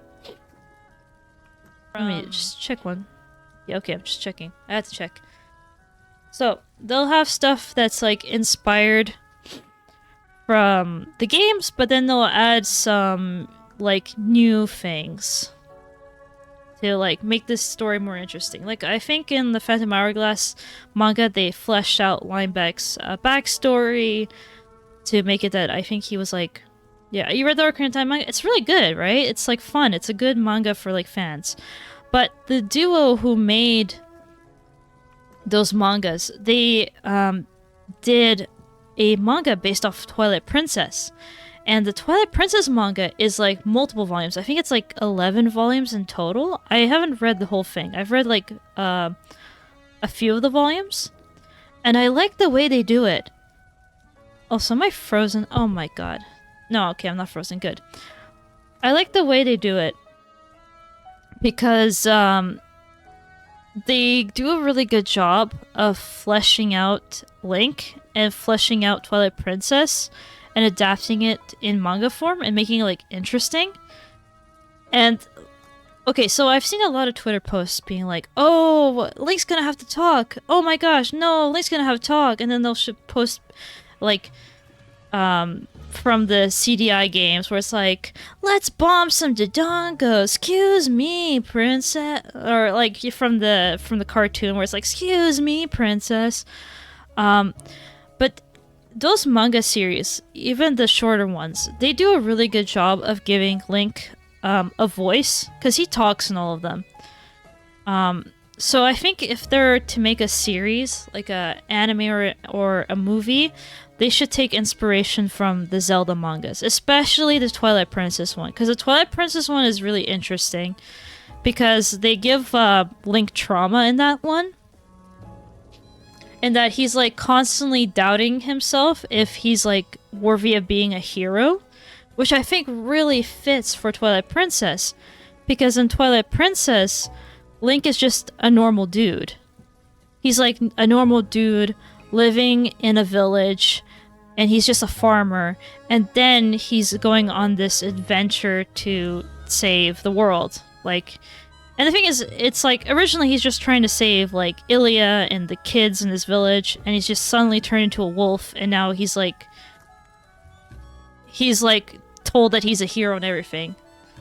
And in the games, it's pretty straightforward because it's a video game, but what I like about the Twilight Princess manga is they give him a backstory, and that like Link is a outsider from another village, and like because of stuff that he did accidentally, he like hurt his village, and so he escaped to the Ordon village, and so he's kind of has like this trauma of like dooming his current village, or like being too adventurous or getting too involved in stuff, because he's worried that he's gonna hurt people again.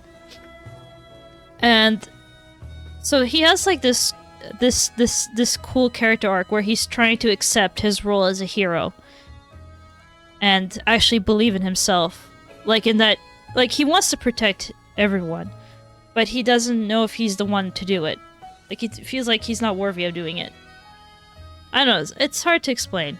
I have to read the whole thing to know for sure how it goes, but from what I've read, it's very interesting what they do.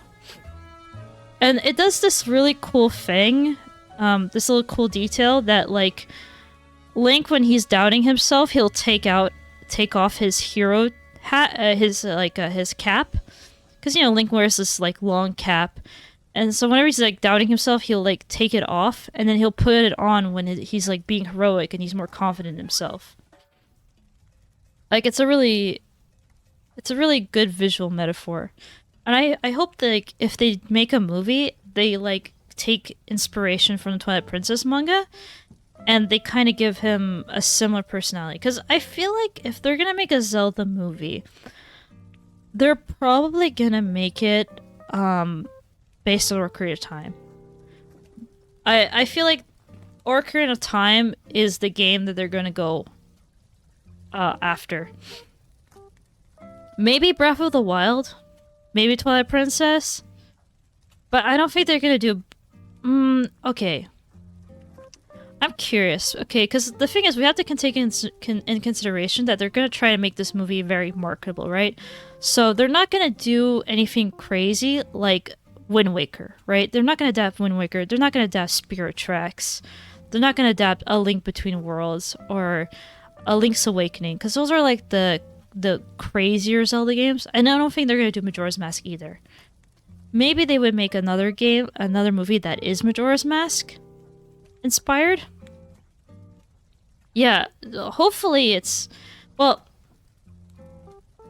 what I would expect and I ideally would like from a Zelda movie is have it roughly based on one of the games. Like Ocarina of Time or Twilight Princess would be a good template. Maybe puts in some elements of Breath of the Wild and Tears of the Kingdom. And then have a bunch of references from other games. So for example, have Tingle, have Beetle, have like you know, other side characters, like have the weird mailman from Twilight Princess appear. You know, like, and it could be, and have like a lot of sight gags. Like, so for example, if you they have to have Castletown. Like, they gotta show Castletown, and it's gotta have like inspiration from like Twilight Princess and Ocarina of Time, you know? Like, the town square's gotta be a mix of multiple Castle Towns from different Zelda games. And I honestly think they're gonna do it safe. Like, they're gonna go with Hyrule. Like, Hyrule. There's gotta be Hyrule. They're probably gonna have Castletown, because I think that's something everyone would want to see in a live-action Zelda, is like Castletown. Hyrule Field. There's probably gonna be Epona. There's probably gonna be Zelda. I think they're gonna do it like the Mario movie, where Zelda might be more involved in the plot, which I personally would like, because I'm a big fan of Spirit Tracks, and in that game, she's super involved in the plot.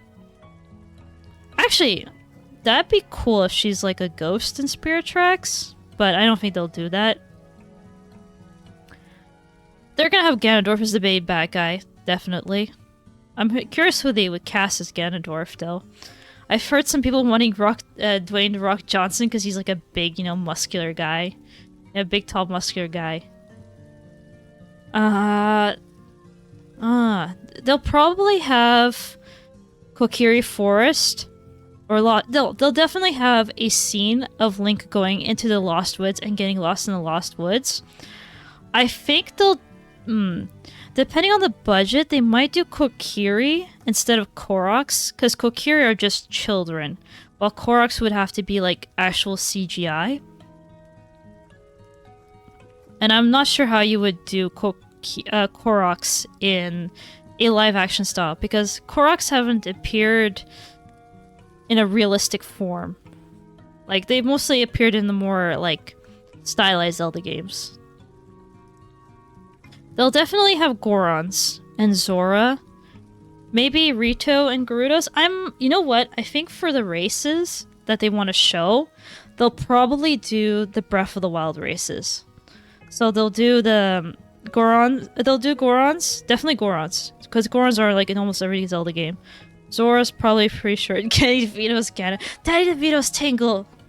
Please, Danny DeVito's Tingle. I want Danny DeVito's Tingle. It'd be too funny. He needs to be Tingle. Someone posted, like, you know that one guy that has, like, a ball cut and constantly wears turtlenecks in, like, Big Bang Theory?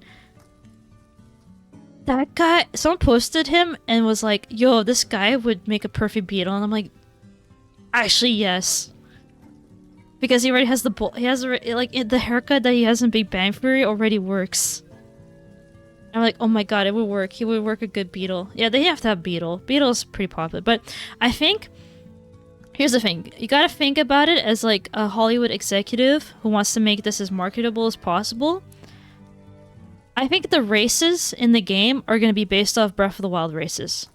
And the reason for that, even though it doesn't make sense if it's based off Ocarina of Time, because, you know, Rito are not in Ocarina of Time, they're not in, you know, they're not in Twilight Princess, there's no Gerudo in Twilight Princess.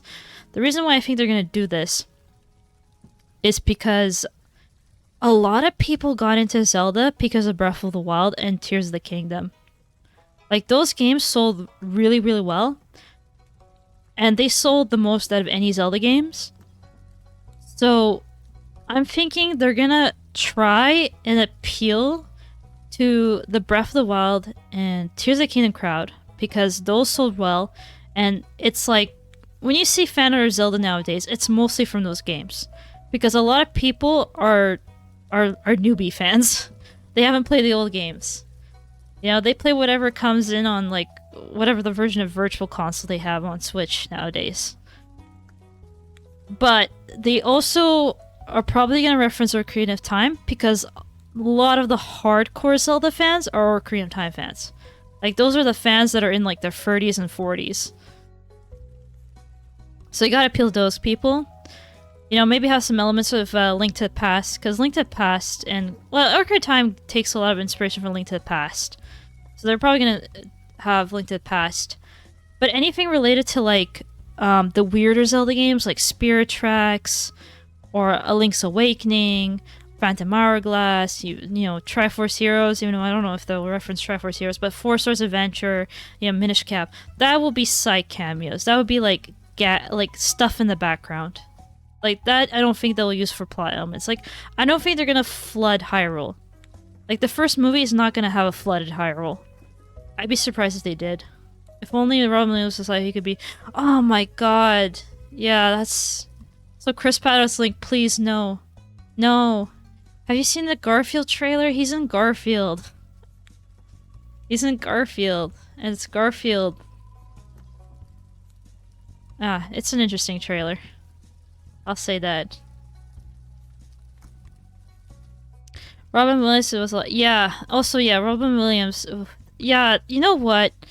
I bet... Yeah, Robin Williams would have definitely have played in this movie if he was alive, even as a cameo. Like, he would have been as a cameo, or if he would have been as, like... Yeah, he would have played a character for sure. Because that guy is a big fan of Zelda. Like, I remember for the 3DS remake of Ocarina of Time, they were using him a lot for the promo, and he was, like, talking about how his daughter is named Zelda because he liked Zelda.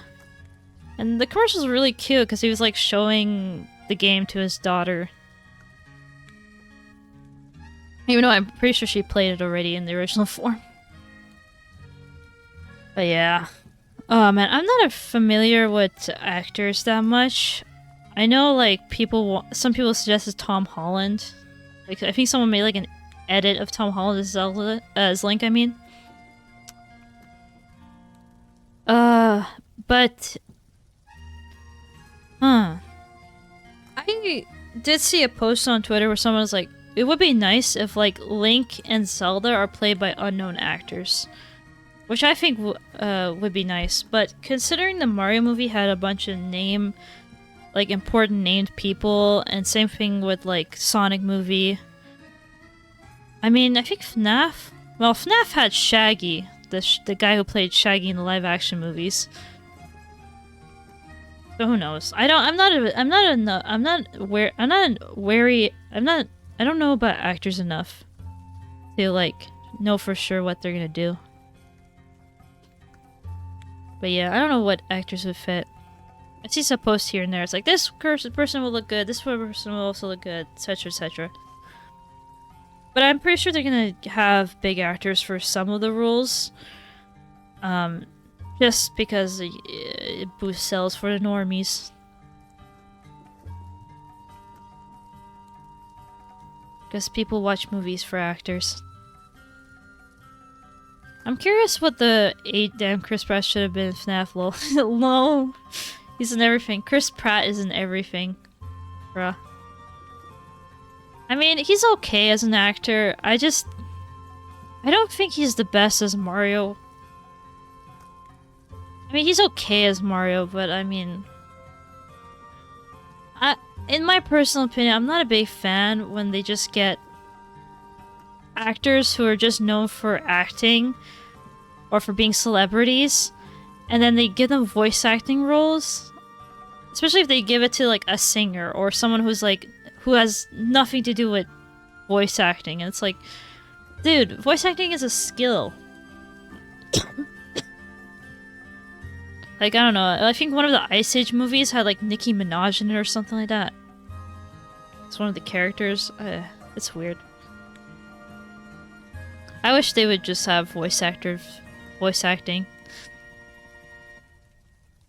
Like, I don't care what celebrity plays an animated character.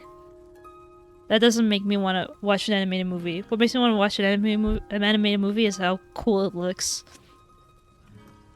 Also, did you guys see, like, they were talking online about how, wait, I need to drink some water.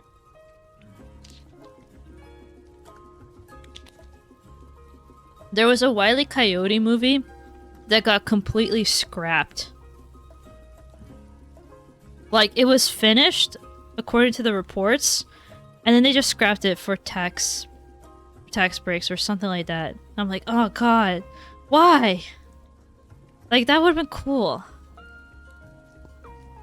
They just scrapped it. And then also, there was another movie that came out recently. No one's talking about it. Because it seems like the company who released it is like purposely trying to sabotage it, which is Under the Boardwalk. It's like a movie with crabs. I haven't seen it. But I heard that it was out because of, I think, like, YouTubers posting about it. And the story is that they just posted that movie onto streaming and then they advertised it. And, like, it's like they're purposely trying to sabotage the movie. Like, why not post it in theaters? Ugh. It's like sometimes movie companies, they either like put too much money into advertising or like not enough. And some of these advertising campaigns get a little crazy. That's what I like about like indie video games. Like some indie video games put like no money into advertising and then they get super big. Because they like, there's such a huge community that enjoys indie games. And like, a lot of indie games developers realize that like, people streaming their games, people making content out of their games is like good promo. Which a lot of big movie industry people do not understand. So they'll copyright strike you instead. It's like, why are you copyright striking people who react to trailers? A trailer is meant to be spread around. Like, okay.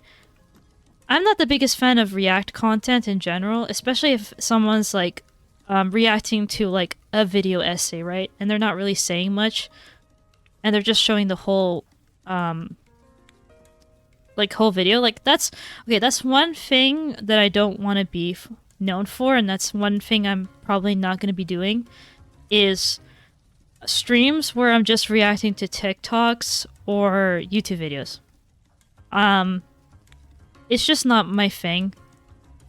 Maybe if it's memes, it's like, okay, memes are kind of meant to be shared around, but like when it's like a YouTuber who's made like a fully fledged video essay, right? It's kind of, I don't like when people they'll stream themselves reacting to it, they'll barely say anything, and then they'll post the VOD, and then they'll be like, they'll have some misleading title and thumbnail, making it sound like they made the original video when they didn't. Shows and video games to make money. Yeah. True. But the one thing I do think should be fine to react to, even if you do minimal commentary, is trailers. Because trailers are meant to get attention. They're meant to have the most amount of people watch them. So even if you just repost a trailer, that's good for the company. Because you're spreading it. Like, the point of a trailer is not to make money. It's to spread the word. And spread information. And have people know that things are happening. So, like, for example, like, streaming myself reacting to a Nintendo Direct, I think that would be fine. Because the point of a Nintendo Direct is supposed to inform you. And so, the more people who see it, the better. And it doesn't matter where you watch it from, you know, that they're making money off of the game sales, not from the video itself. But yeah, finger music is popular movie. Yeah. Well, I think the trend nowadays, I've seen some talks, where people are theorizing that the next big thing in movies is probably going to be video game adaptations. Like, we had the superhero boom, and now it's going to be the video game adaptation boom. Which kind of makes me worried. Because we might get a good I might get some good video game movies right off the bat. Like, at the beginning we might get some good video game movies, but then, like, after a while it's going to get crappy. Because people are not going to try.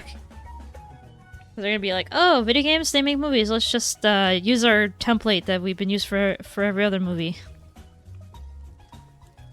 But the thing is, Nintendo has a lot of IPs. And the thing with Nintendo is that Nintendo has Super Smash Brothers Super Smash Brothers, so they can make a Super Smash Brothers movie. So they can just make like a bunch of movies based on different characters, and then somehow get them meet up for Super Smash Brothers. And it could be like their version of like Avengers or Justice League. Marco Polo style, reacting to anything. Yeah. That could be fun. But also it could be really bad. The thing is, I'm more invested in video games than I am, like, especially Nintendo. I'm more invested in Nintendo than I am, say, Marvel. So when a Marvel movie does bad or misrepresents a comic book character, it doesn't bother me because I'm not invested in that. But when it comes to video games, like, I want them to represent my characters properly. I want them to represent Zelda well. Like, I want them to represent Link well. Because I have a cousin who's like Gen Alpha. She's like really young. And her exposure to her first exposure to Zelda is probably going to be the Zelda movie. Like, her exposure, I think her first exposure to Mario is the Mario movie. And that has an influence on how she perceives Mario, because she came over to my place, okay, and I showed her Mario Galaxy. And she got upset that you couldn't play as Peach in the game. Because Peach is so involved in the Mario movie that she just assumes that, like, Peach is a vital character in the games. Like, for her, it's no doubt that you're able to play as Peach, because Peach is so involved in the movie. And I think that's the reason why Mario Wonder has you be able to play as Peach and Daisy and all these characters. And, I mean, you could play as Peach in other Mario games, but I think the reason why they're pushing it to make it that you can play as, like, oh my gosh, we have Mario music playing in the background. I did not time this. That's so funny. But yeah, I think the reason why in Mario Wonder, one of the reasons why they have Peach and why they're making a Peach game is because of the Mario movie. Like, the Mario movie is having an impact on the Mario series, because the kids who watch the Mario movie, they expect Mario to be like the Mario movie. Hey, my buddy reacts when I see something wrong with anything. Yeah, exactly. And so, I don't know what age they're gonna make the Zelda movie. I'm thinking they're gonna make it PG-13. Either PG or PG-13. I'm thinking PG-13 since it's live action. They're not gonna make it M. No Zelda game is rated M, so they'll make it PG-13 or something along those lines. Like, I think Twilight Princess was rated T, so not sure. What rating are the Zelda games? I don't know. Wait, let me just check.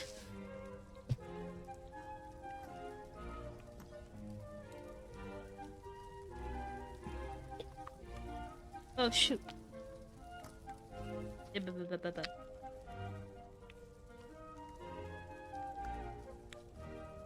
Sorry, my headphones got disconnected. So, yeah, Zelda... Okay, so it's E10 and plus. I think Twilight Princess... What? I'm gonna check Twilight Princess rating. What is the Twilight Princess rating?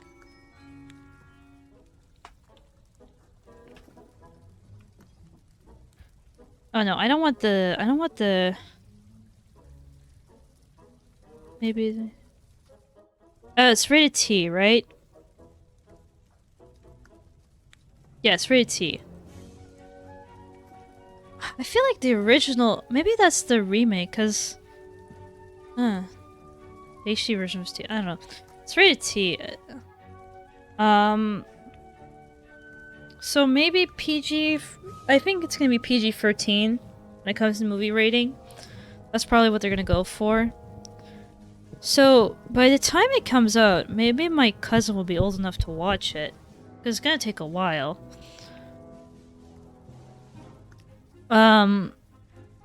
So that might be my cousin's first experience with Zelda. Like, I've showed her a little bit of Zelda. Like, she watched me play Breath of the Wild when she came over to my place. But I think this will be the first time where she understands what Zelda is. Because I remember, like, watching, like, a cousin play, Ocarina of Time. And at the time when I watched them play, I didn't get what they were playing. Like, I didn't know it was Ocarina of Time. It was only, like, when I played a Zelda game for myself that I knew what it was. So, like, it's interesting to think that their first exposure to Zelda might be the movie. So that movie's gonna influence how they see Zelda. That kind of scares me. Because it's like, oof. They mess up the Zelda live action, these hands will be rated E for everyone. Yeah. Yeah. You'll be making your own R-rated movie where you just, like, blow everyone up. Please don't do that. I do not condone violence in this stream. Please, Twitch gods. No. Please, I'm almost affiliate. I just need one more follower and I am affiliate. So if you are here and you are not following, you can be that lucky follower that gives me that big round 50 follower number. You will receive absolutely nothing for following except for more streams. But you shall be known as the person who broke the 50 follower cap. I don't know. It's just funny.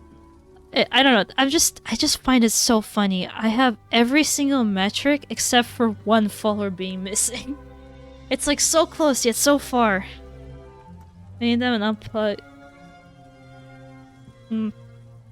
Zelda. Ha, yeah, giving them unplugged the controller and like, here you go, play Zelda. The interesting thing about seeing my cousin play like games on the Switch and stuff is I realized my cousin doesn't have the same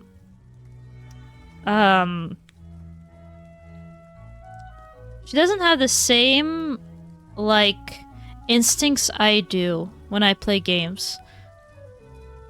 And I think the reason is because she mostly plays games on like PC and mobile.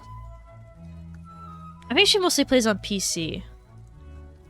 Like, if you give a normie a 3D game that involves free range camera movement, they will struggle so hard with the camera. Because cameras are not intuitive in video games unless you're used to it. And like certain things like pressing A to jump and using like an analog stick to move around is also actually not intuitive. It's intuitive for us because we're gamers, yo. We're the cool gamers. Yeah, we're the best. We're the Chads. Whoa. Gamer, yeah. Wait. Yeah, Chad gamer. Yes, that's the thing. Cameras are complicated. Actually, I remember struggling with cameras when I started playing games with proper cameras.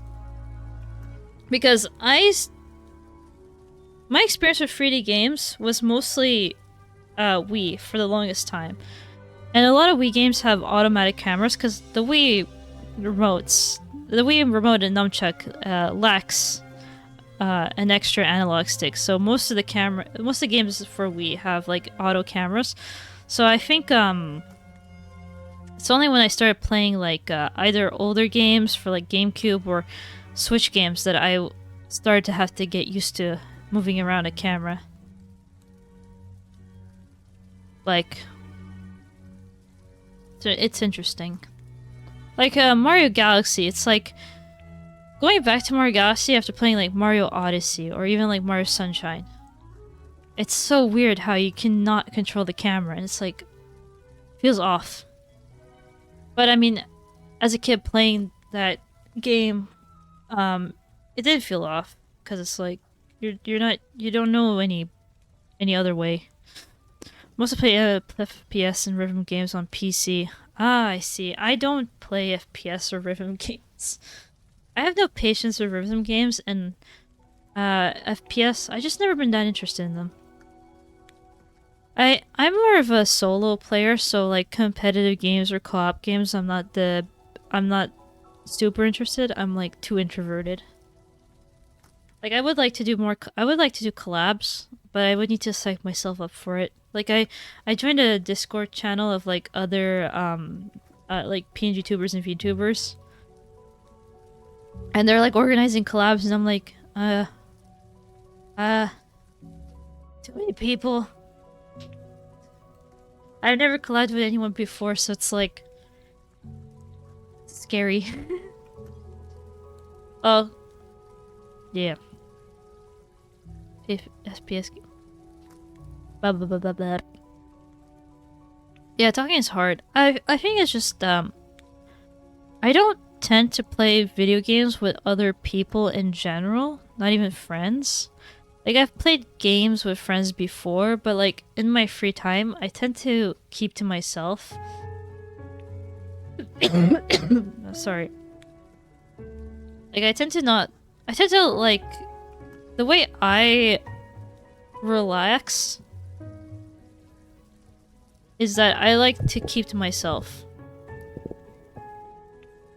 And like if I interact with people too much, I actually burn out socially and I need to be by myself. Because I'm just so used to it. Yeah, I'm more introverted than I am extroverted. But this doesn't really burn me out, like socially talking to chat like this, because like chat is a very controlled environment. Like I can choose when to respond to people. I don't have to worry about like I don't have to worry. I'm like the center of the attention, so it's like I don't have to worry about stealing spotlight, you know? I see a few of your TikToks lately, and if you've been lurking here for a bit, I just wanted to say I'm glad I followed your retreat and listened to it. Thank you, Pizza Rolly. Thank you. Welcome. Thanks for following. No, it's not weird. It was very kind. It was a very kind message. Also, your name makes me very hungry. Now I want pizza. Also, pizza roll? That kind of. I don't know. I'm getting hungry. But thank you. You're very nice. That was a very nice message. Yeah. Okay, I bet every time you go into a streamer, they're like, hey, got any pizza? You come into my chat and you don't even bring pizza? How dare you? No, just kidding. You don't need to bring pizza. Actually, I had pizza, was it? No, like 2 days ago. Not 2 days, 3 days ago. Sorry. Time is weird because I'm streaming at midnight right now. So it's Tuesday now. I actually didn't expect to stream this long. Wait, how long have I been streaming? Okay. It says I've been streaming for 36 minutes. I've actually been streaming quite longer. I'm gonna check the VOD for the previous... Oh boy. Let's see. Hopefully it doesn't autoplay my video on Twitch, because I really don't like it. I wish you can disable autoplay. I don't know how to do it. So I go to channel. Can I please check on... Oh my god. Oh my god. Please. Please, video producer. Also, this BGM that's playing right now, it makes me think of My Heart Will Go On from like the Titanic movie, and I'm like getting jump scared every time because I'm like, oh, it's copyright. Oh boy. Okay, so previous was an hour and 43 minutes, so it's been like 2 hours and 30 minutes? Very same time zone, what a coincidence. Yeah, I'm like EST. East Coast. Hour 30? Yeah, okay, yeah. But like, you listen to this BGM, doesn't it kind of like when it has a flute part? Doesn't it sound like the My Heart Will Go On from like Titanic movie? It makes me think of like that one meme video where it's like the person playing the flute really badly, like the Titanic theme, but like really badly on like a recorder. I like seeing my little PNG tuber mouth move. Kind of want to modify it so that the mouth animates more when I talk. The problem is image sequences are a bit weird in PGTuber Plus. And also I'm planning to make a VTuber model, so I'm like, is it worth modifying the PGTuber model if I'm gonna just make a VTuber model instead? Yes, exactly. I love that meme. It's so good. It's such a good meme. What music is this? I'm just playing some random background. Oh. Okay, so whoever was time-stamping this video, they gave up halfway through. Like, they time-stamped half of the video when it comes to songs, and then they just gave up for the other half. Lol. And it's been this video was posted 10 months ago, so I don't think it's like, oh, they were in the process, but then they're not done yet. I think they just gave up.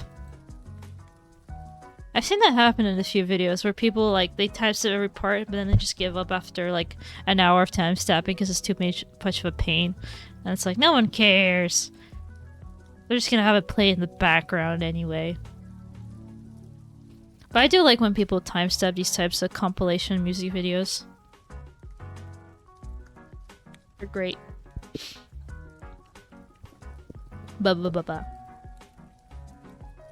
Thank you, people making chill video game remixes on YouTube. Very, very, very good. Very chill. Very awesome. Very cool. Oh, I just thought of something.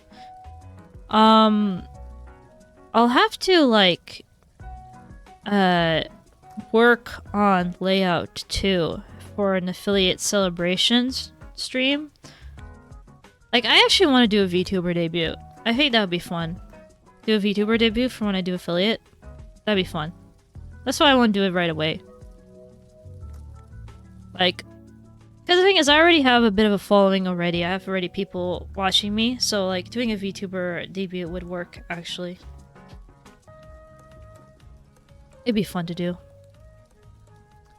But yeah, if I do a VTuber debut, I'll probably want to do the thing where I have some custom layouts. Maybe some custom transition. That'd be fun.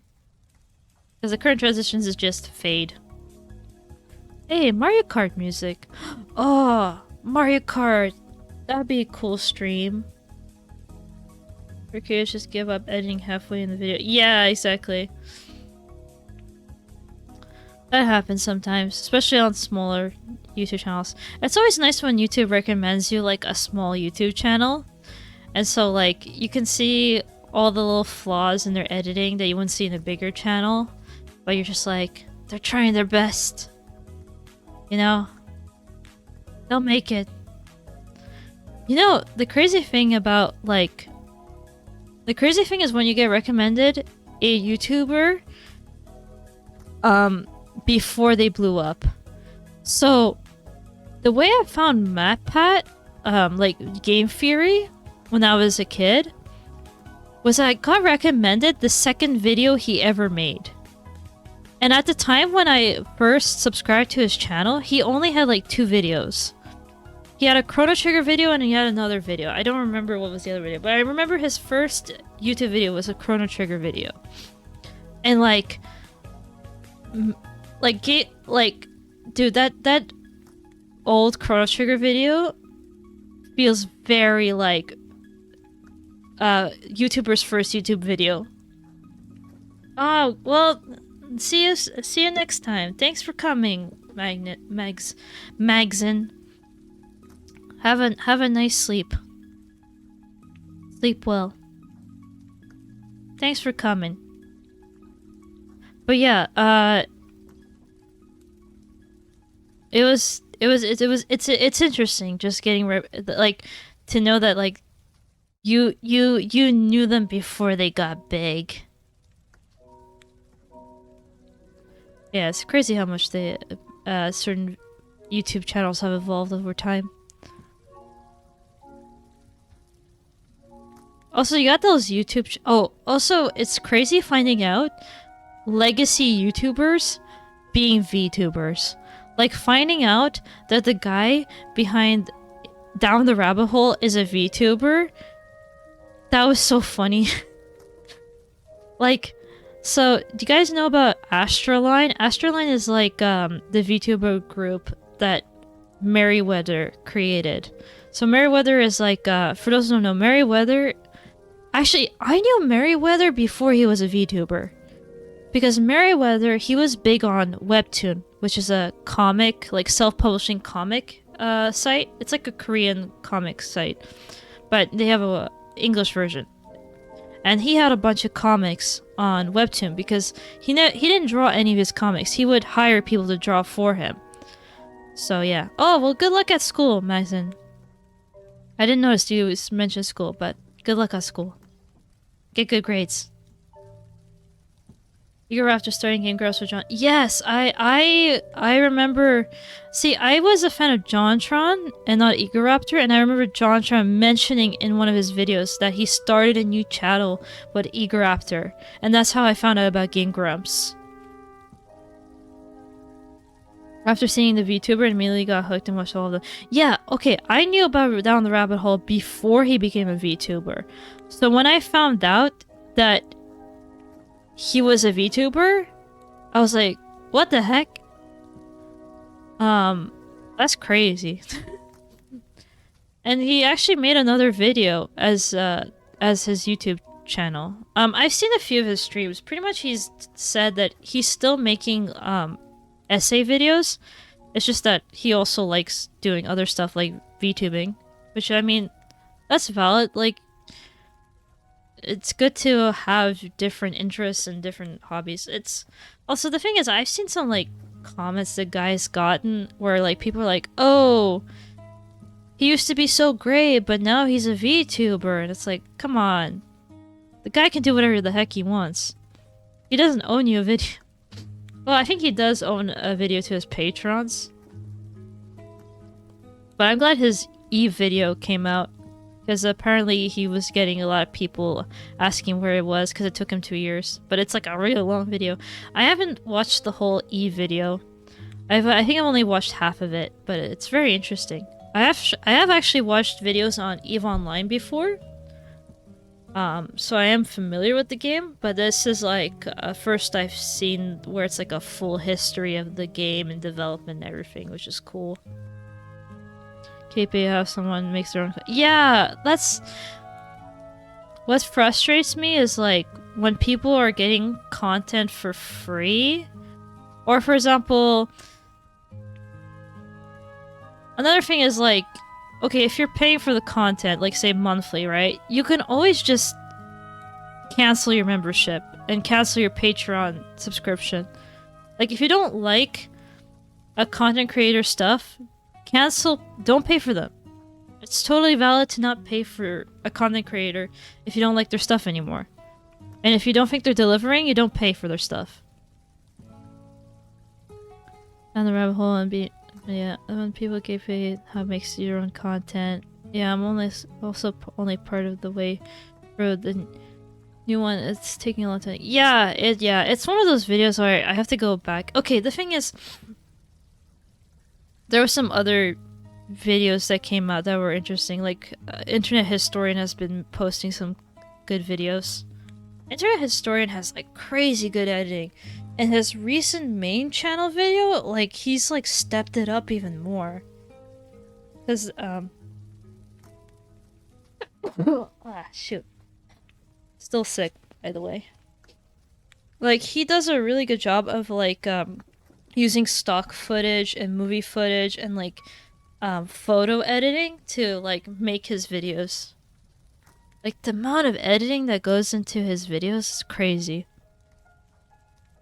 I especially like his, he did a a reading of My Immortal, and it's so funny because he like chooses photos that are like as close to the descriptions as possible, and so it just makes everything looks silly.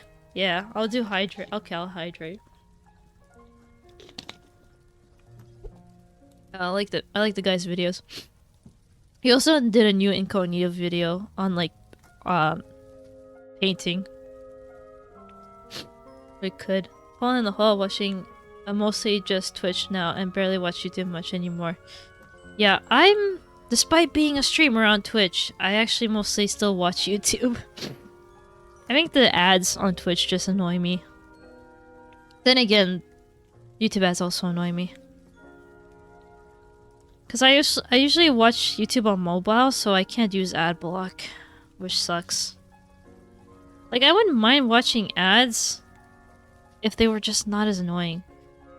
But I've seen videos talking about the ads on YouTube, and they're like, oh, they're doing it on purpose. They're making the ads more annoying because they just want to take advantage of the people who don't use ad block.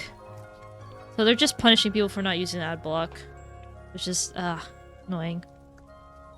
Yeah. I mean, ads would be fine if they were less intrusive, right? And honestly, like, YouTube Premium is too expensive. Like, it's annoying that they make it like, I don't know, it's like as much as Netflix subscription, but then they add a bunch of crap that not everyone needs, like downloading videos and like YouTube music. I had Premium for a bit, but then I lost my job, so I had to cancel Premium because it wasn't worth it. Yeah. Also, a lot of ads are just bad. Like, especially on Twitter. Like, I feel like every single ad on Twitter is a scam. Like, there's almost not a single ad on Twitter that is, like, a legit product. It's, like, mostly, like, some Wish.com knockoff product that will have a community note under it being like, hey, this ad was, like, AI generated, and the product will never actually ship because it's not real.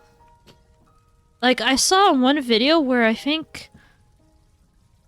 I didn't watch it, but I scrolled by it multiple times. It's like an ad where someone spliced Joe Rogan videos.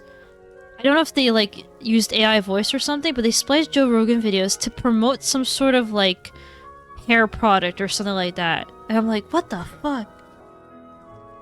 They're just, like, pretending a celebrity endorsed a random product, which is, like, messed up. And I've seen, like they're using AI to, like, say, for example, be like AI voice, AI video for, like, Mr. Beast to make him, like, promote, like, a cryptocurrency or something like that. It's crazy. Yeah. Oh man, remember the here in my garage? I love that ad. Here in my garage. And knowledge, only knowledge. The here in my garage guy. Yeah. Like, some of the, also, first of all, advertisers are lazy with their ads. They need to get more creative, but also there's just a lot of shitty, like, YouTube can have decent ads because it's actually a decent platform, but, like, Twitter is run by a madman who keeps on changing stuff, so the site is, like, unstable, so the only people who want to advertise on Twitter are, like, scammers. Lots of trains. Wait, is that a reference to an ad? I don't think I know that one. Is it blah blah? No, it's Chuck Testa. Yeah.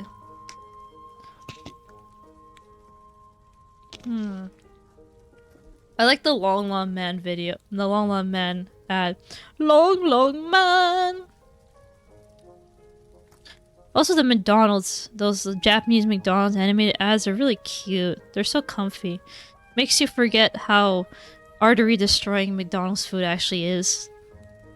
It's like, I see the ad where it's like the happy family feeding artery-clogging french fries to their child, and I'm like, yes. Perfect for that ideal family.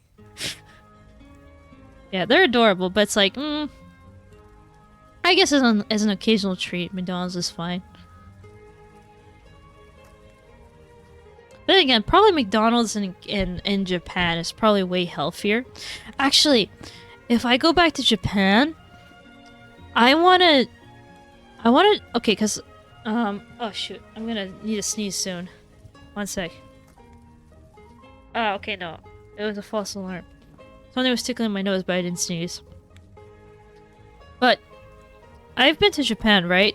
But when I went to Japan, I pretty much avoided any American food, any American fast food. So I mostly ate Japanese food. But I think the next time I go to Japan, I want to try all the American food. So I want to try American McDonald's, I want to try American Wendy's, I want to try American I want to try Japanese McDonald's, Japanese KFC, you know, Japanese Starbucks, Japanese, like, Wendy's, just to see how different it is. I just healthy. Yeah, exactly. It is. Because, I mean, they have laws to make it healthier. Also, okay, I didn't eat any American fast food in Japan, but I did have Coca-Cola in Japan, and oh my god, I drink Coca-Cola like every day in Japan, because Japanese Coca-Cola is so delicious. Like, compared to Canadian Coca-Cola, Japanese Coca-Cola tastes so good. And I think the reason I drink it so much is, like, number one, it tastes really good. I went to Japan when it was really hot outside, so, like, regular water was just not enough to hydrate me. I needed something with, like, actual, like, sugar and salt in it. Because, you know, you're sweating a lot. And also the bottles are so small, so it's like, you don't feel guilty for drinking Coca-Cola in Japan, because it's like, I'm just having a small portion. It's no big deal. And also there's vending machines everywhere, so it's like, you get so tempted. Every other country's healthy. Yeah, they love KFC drinking. Yeah, I know about that. They like, people have to reserve in advance to get their KFC. I mean, KFC sucks in America and in Canada, but apparently it's, like, really good in every other country. Been a great hanging out, but I've got to get to bed. I have an appointment like 6 hours. Oh, okay. Well, I think I'll be ending stream around in a few moments. I have small stomach. In Japan? But yeah, thanks for coming, Pizza Rolly. I hope you dream of delicious pizza, if that's what you love. Good luck at your appointment. But thanks for coming. You mean in Japan? Because in Canada, I think our portion... Well, no, you're Canadian too, right? I keep forgetting. Who's Canadian or not. Japan, the portion size are very small.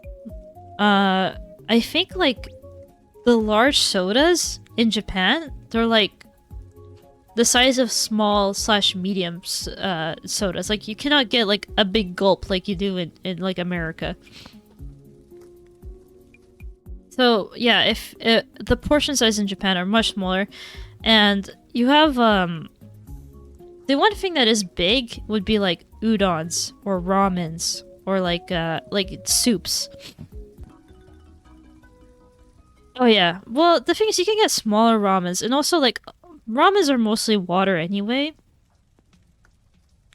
But, I mean, like, if you go to a sushi place, right, a lot of times, like, they'll sell sushi individually.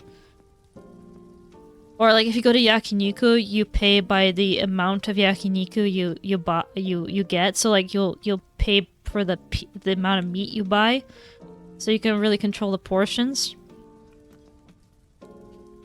Yeah, but I mean, the thing, I'm a big eater, and like okay, so when I got pizza on Saturday, I got like a medium-sized pizza, 12-inch pizza, right?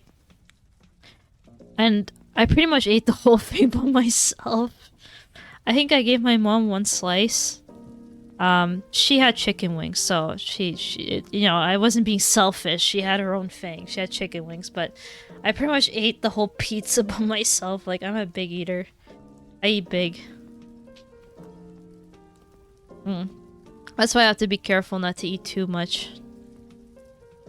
Yeah.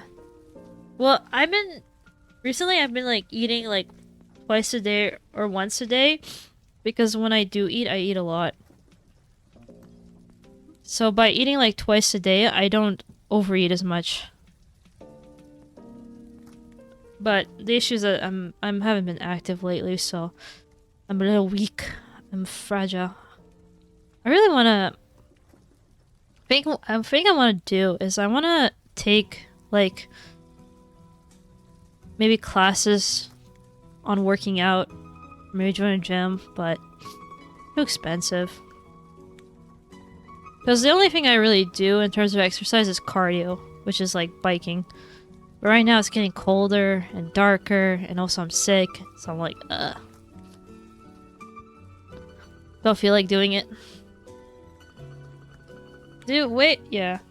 You need to work out, but yeah. But the thing is that my friends, they live too far away to be workout buddies. They live close enough that I can hang out with them if I decide to like call them and hang out. You know, hey, let's meet this day to hang out. But they don't live close enough to go to a gym, and also gyms are expensive. But like, when I hang out with friends, I do walk a lot. So like, we'll meet up in town and then we'll just walk, because none of us drive. Because I live in a place where driving isn't necessary. Like, you can walk to places, you can take public transportation, you can take bikes. So most young people don't drive unless they have to.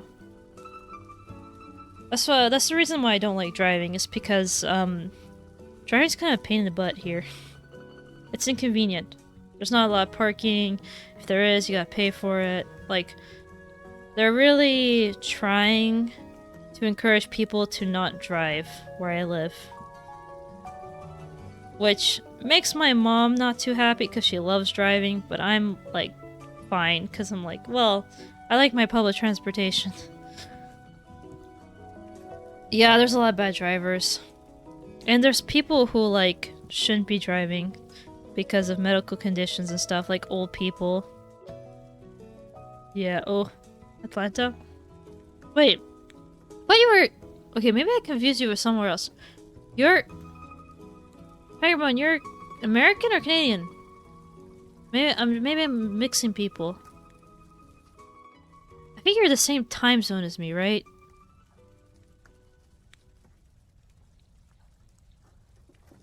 Wait, Pangerman, are you... Wait, Atlanta is America, no? Or Atlantis. Was a joke.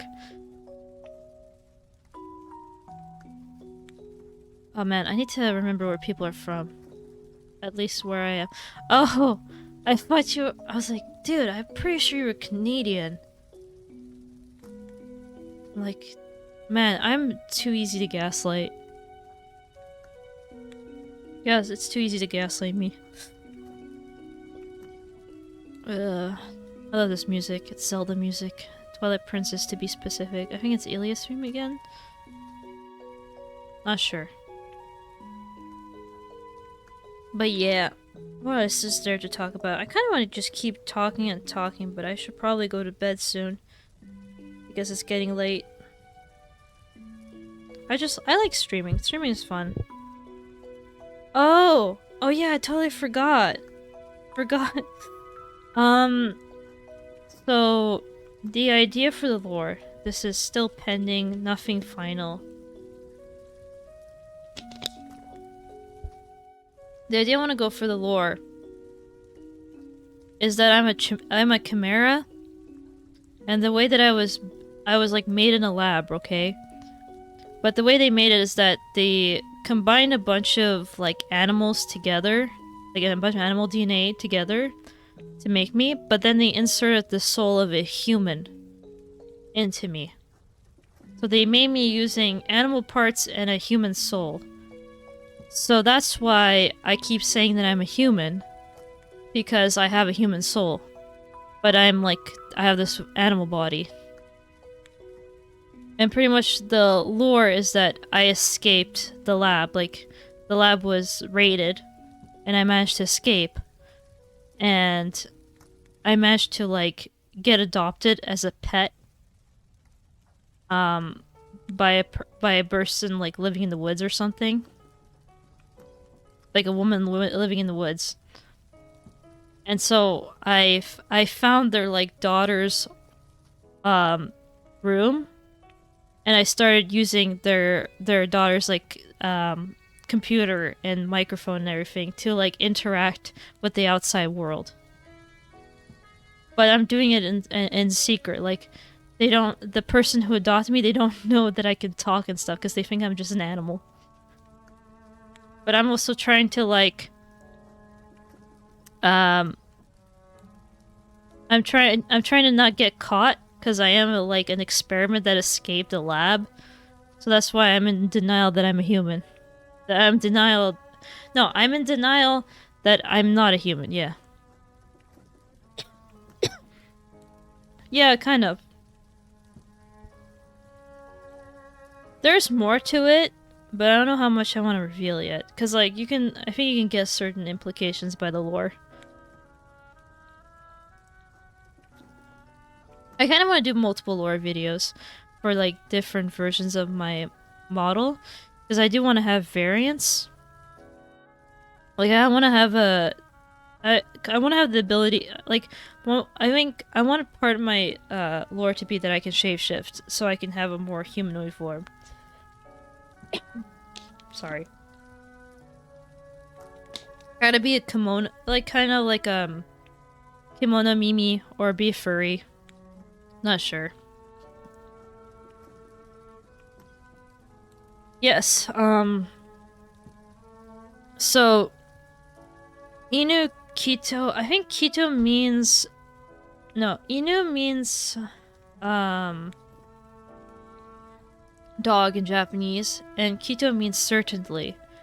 So I think Kit Kat, the reason why it's so popular in Japan is because it's the word for Kit Kat sounds like kitokatsu, which means certainly certain victory or something like that. So it's very popular for people to give it to others when they're, like, in a competition or something, right? And they want them to win. That's why Kit Kat's so popular in Japan. So my name is, like, certainly a dog or something like that. But also, like, nikto means no one in Russian. So it's like nikto and inukitto. So it's like a mix of kind of like reference to Russian because I can speak a little Russian, and also Japanese name because I'm a weeb. Yes, I'm one of those cringe PNG tubers / VTubers that have a Japanese name despite not being Japanese. I just like anime, okay? Don't bully me. I couldn't think of anything else. I had a different name, but I started using it for other stuff.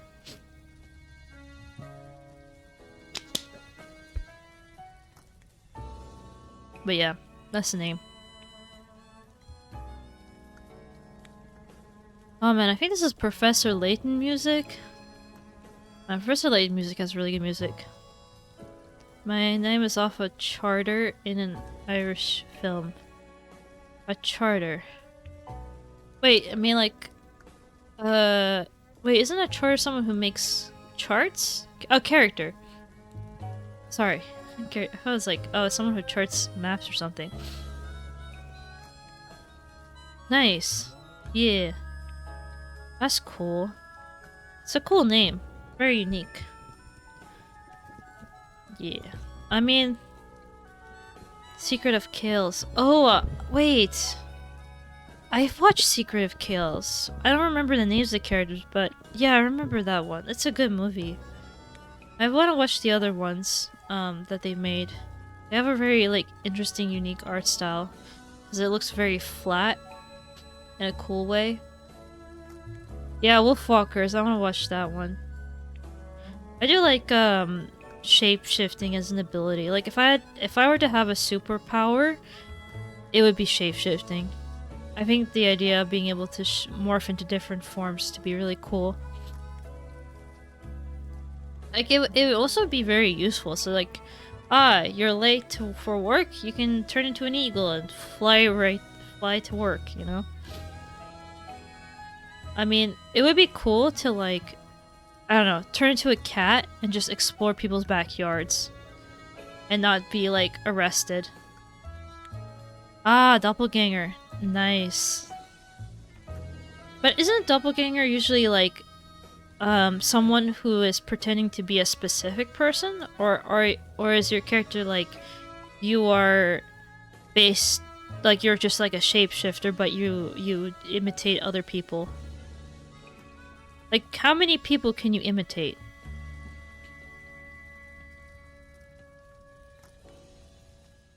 Yeah. But like me personally, mimic humanoids. Okay, so you can mimic pretty much any humanoid. Would you be able to mimic me, huh? I'm wondering, would you be able to mimic me? Or would I have to be more like a furry design to be able to mimic? Like how furry is too furry? This is like interesting.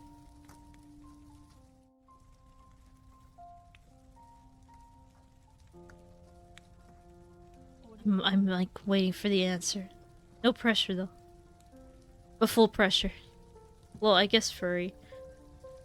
Okay, so am I too furry for you to imitate?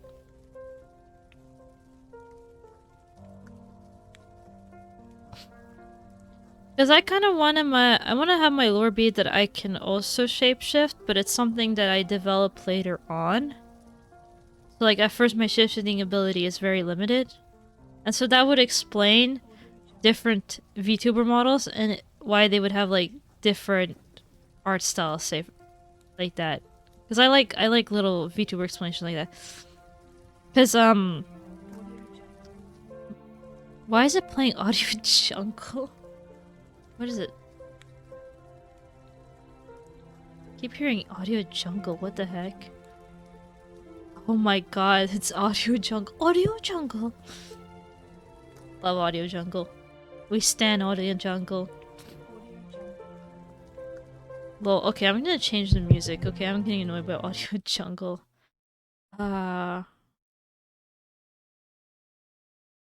What game? The thing is, I'm gonna end stream soon, so is there a point in changing it? Let's go with this.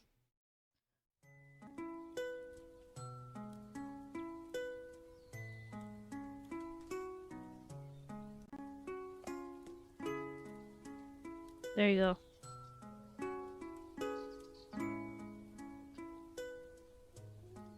Oh boy. What else is there to say?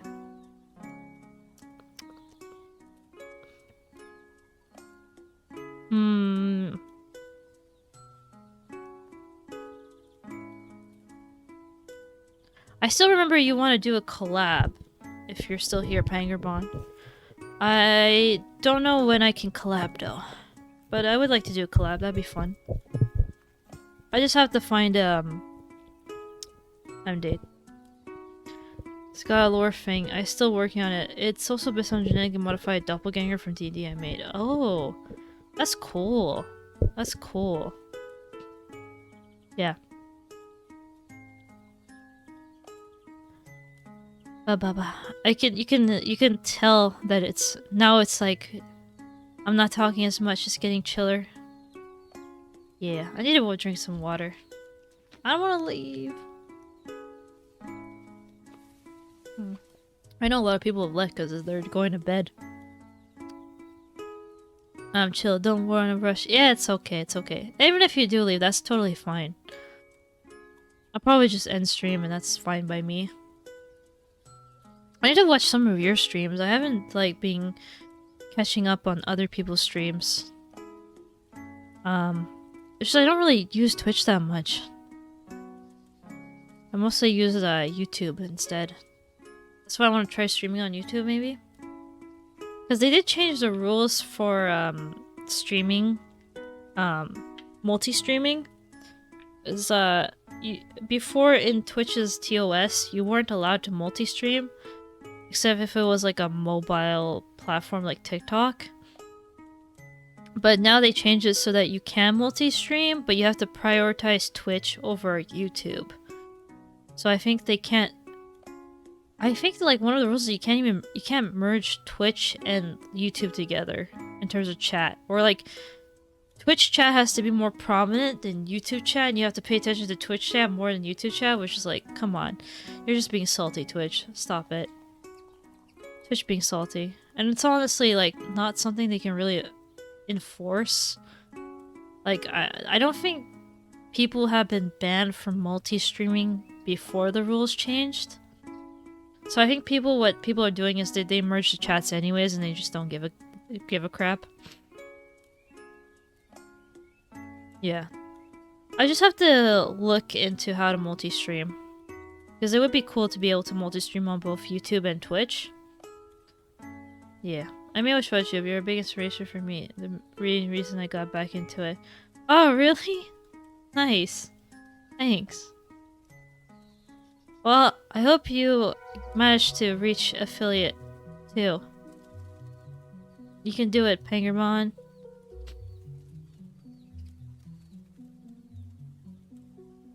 We can all make it. We just have to keep streaming, keep learning, keep growing. Oh, this music's nice. I like this theme. I like these water themes. I like water areas. I'm like weird. I like water themed stuff. There's something cool. Wait, which game? I recognize this song. Oh, Mario Sunshine. Mario Sunshine has really good atmosphere, but boy is it a bad game. Like, I think the people who tend to like Mario Sunshine are either speedrunners or people who played it as a kid and haven't replayed it since. Because, oh boy, is Mario Sunshine just buggy as heck. Like, Mario Sunshine really needs an HD remaster. Like, they need to do an HD remaster of Mario Sunshine and just fix all the bugs. And then it'll be perfect. Because Mario Sunshine is really fun. Like, just give it HD textures. You know, maybe make make the levels more high poly. Actually, they don't really need to make anything more high poly than it actually is. Just improve the textures, improve the lighting, like use a modern lighting engine, use HD textures, and just fix all the bugs. Maybe like make the final area more interesting than it is, because the final area just feels unfinished. Everything about that game feels unfinished. You know, it's fun. It's fun. Mario Sunshine is fun, but it is frustrating. It's not worth 100%ing, that's for sure. Because it's just too buggy. Like, Mario Galaxy's smooth. There's no bugs. I mean, there's probably bugs, but it's not noticeable. But, like, Sunshine clearly feels rushed. Like, if they released Sunshine today, like, it would get so much hate. Because they'd be like, oh my gosh, Nintendo is getting lazy, like, with quality control.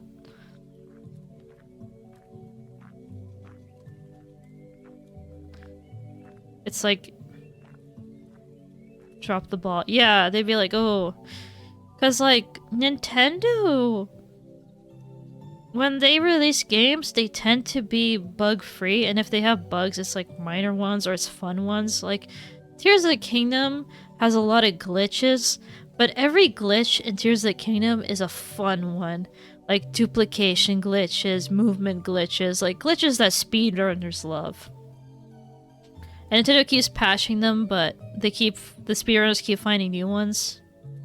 Or they play the older version of the game. Like Breath of the Wild has some fun glitches. But they're like Tears of the Kingdom doesn't have glitches that are like game breaking as in like soft locky or like, you know, like this is unfair, you know, those are the worst. But the ones where it's like, Haha, I got 1,000,000, I don't know, rupees. Or I got 1,000,000 apples in my inventory now. Those are fun glitches. And there's some fun glitches. The speedruns for Tears of the Kingdom are fun to watch. Because they've been getting crazy. Like, the routing for them keeps changing all the time.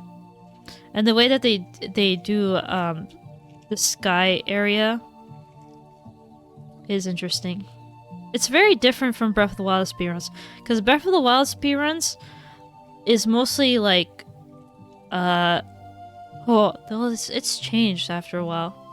But it's mostly like smuggling a bomb into your hands and like floating around everywhere. Like it used to be like you use 2 bombs to like launch yourself super fast and you would fly around everywhere. But yeah. Oh, that sucks. Yeah. Oof. Ah, that's the worst. It's like when you borrow you lend something to someone and then they just like they do the thing that annoys you, but they you know, they probably thought they were doing a good thing by updating your Switch, but it's like, no. I have 2 Switches, so I haven't played Tears of the Kingdom on my other Switch, so technically if I turn off the Wi-Fi and I boot up Tears of the Kingdom, it will have like the base update. So yeah. But I'm not very much of a glitch person. I used to try out some of the glitches in Breath of the Wild, but I like to play games the way God intended them. That's why I like watching like speedruns where it's like glitchless. Because any percent glitchless for Zelda Tears is kind of interesting. But I think most of them are obsessed with glitches. And Zelda speedruns are funny. Because, like, Twilight Princess and Skyward Sword mostly involves time traveling. Even though that's not... Well, in Twilight Princess that's not the theme of the game, but it's time traveling. Because it involves, like, manipulating the menu to get to certain parts of the game. In Wind Waker, the main speedrun strat is you swimming backwards really fast, so you end up like launching yourself across the ocean to get to certain areas, which is really funny to watch. Because the way you execute the glitch is that you have to spin around really fast, and you have to time your swimming, your button presses based on like the sound of Link drowning. And then once Link is about to fully drown, that's when you like launch yourself and you like swim across the whole entire ocean super fast. It's really funny. And there's like a glitch in original Wind Waker called the zombie hover glitch, where it involves you killing yourself and then you use the fact that you're dead to like hover all the way on top of like another section of a map, and then you have to heal yourself before you touch the ground so that you don't get the game over. It's crazy. Like some speedrun strats are so funny.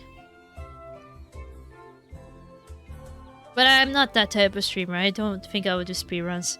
They're too much of a pain in the butt to like practice. They're fun to watch, but they're not fun to do. Because it's so much practice. So much work. But yeah. Well, it was nice chatting. I think I'm going to end stream now. It's been fun. It was cool to meet new people. Meet new followers. Meet recurring people. And man, I miss streaming. I won't be able to stream for a bit. I think I'll try streaming again Saturday or Sunday. I think I want to play Wind Waker again, or maybe I'll do just chatting. I want to try a bunch of new games. Maybe I'll do Mario RPG on Saturday. That'd be fun. I'll do Mario RPG Saturday, and maybe like the next day I'll do Wind Waker, and then I'll have to do Chrono Trigger. Oh, and I want to do Doppelganger, the Tempest game. Man, so many things. But yeah, alright, get well soon, night. Thank you for coming. Thank you, it was nice chatting with you. Hope your streaming journey do as well too, Bangermon. Thank you. Well then, see you next time. Bye bye, see ya.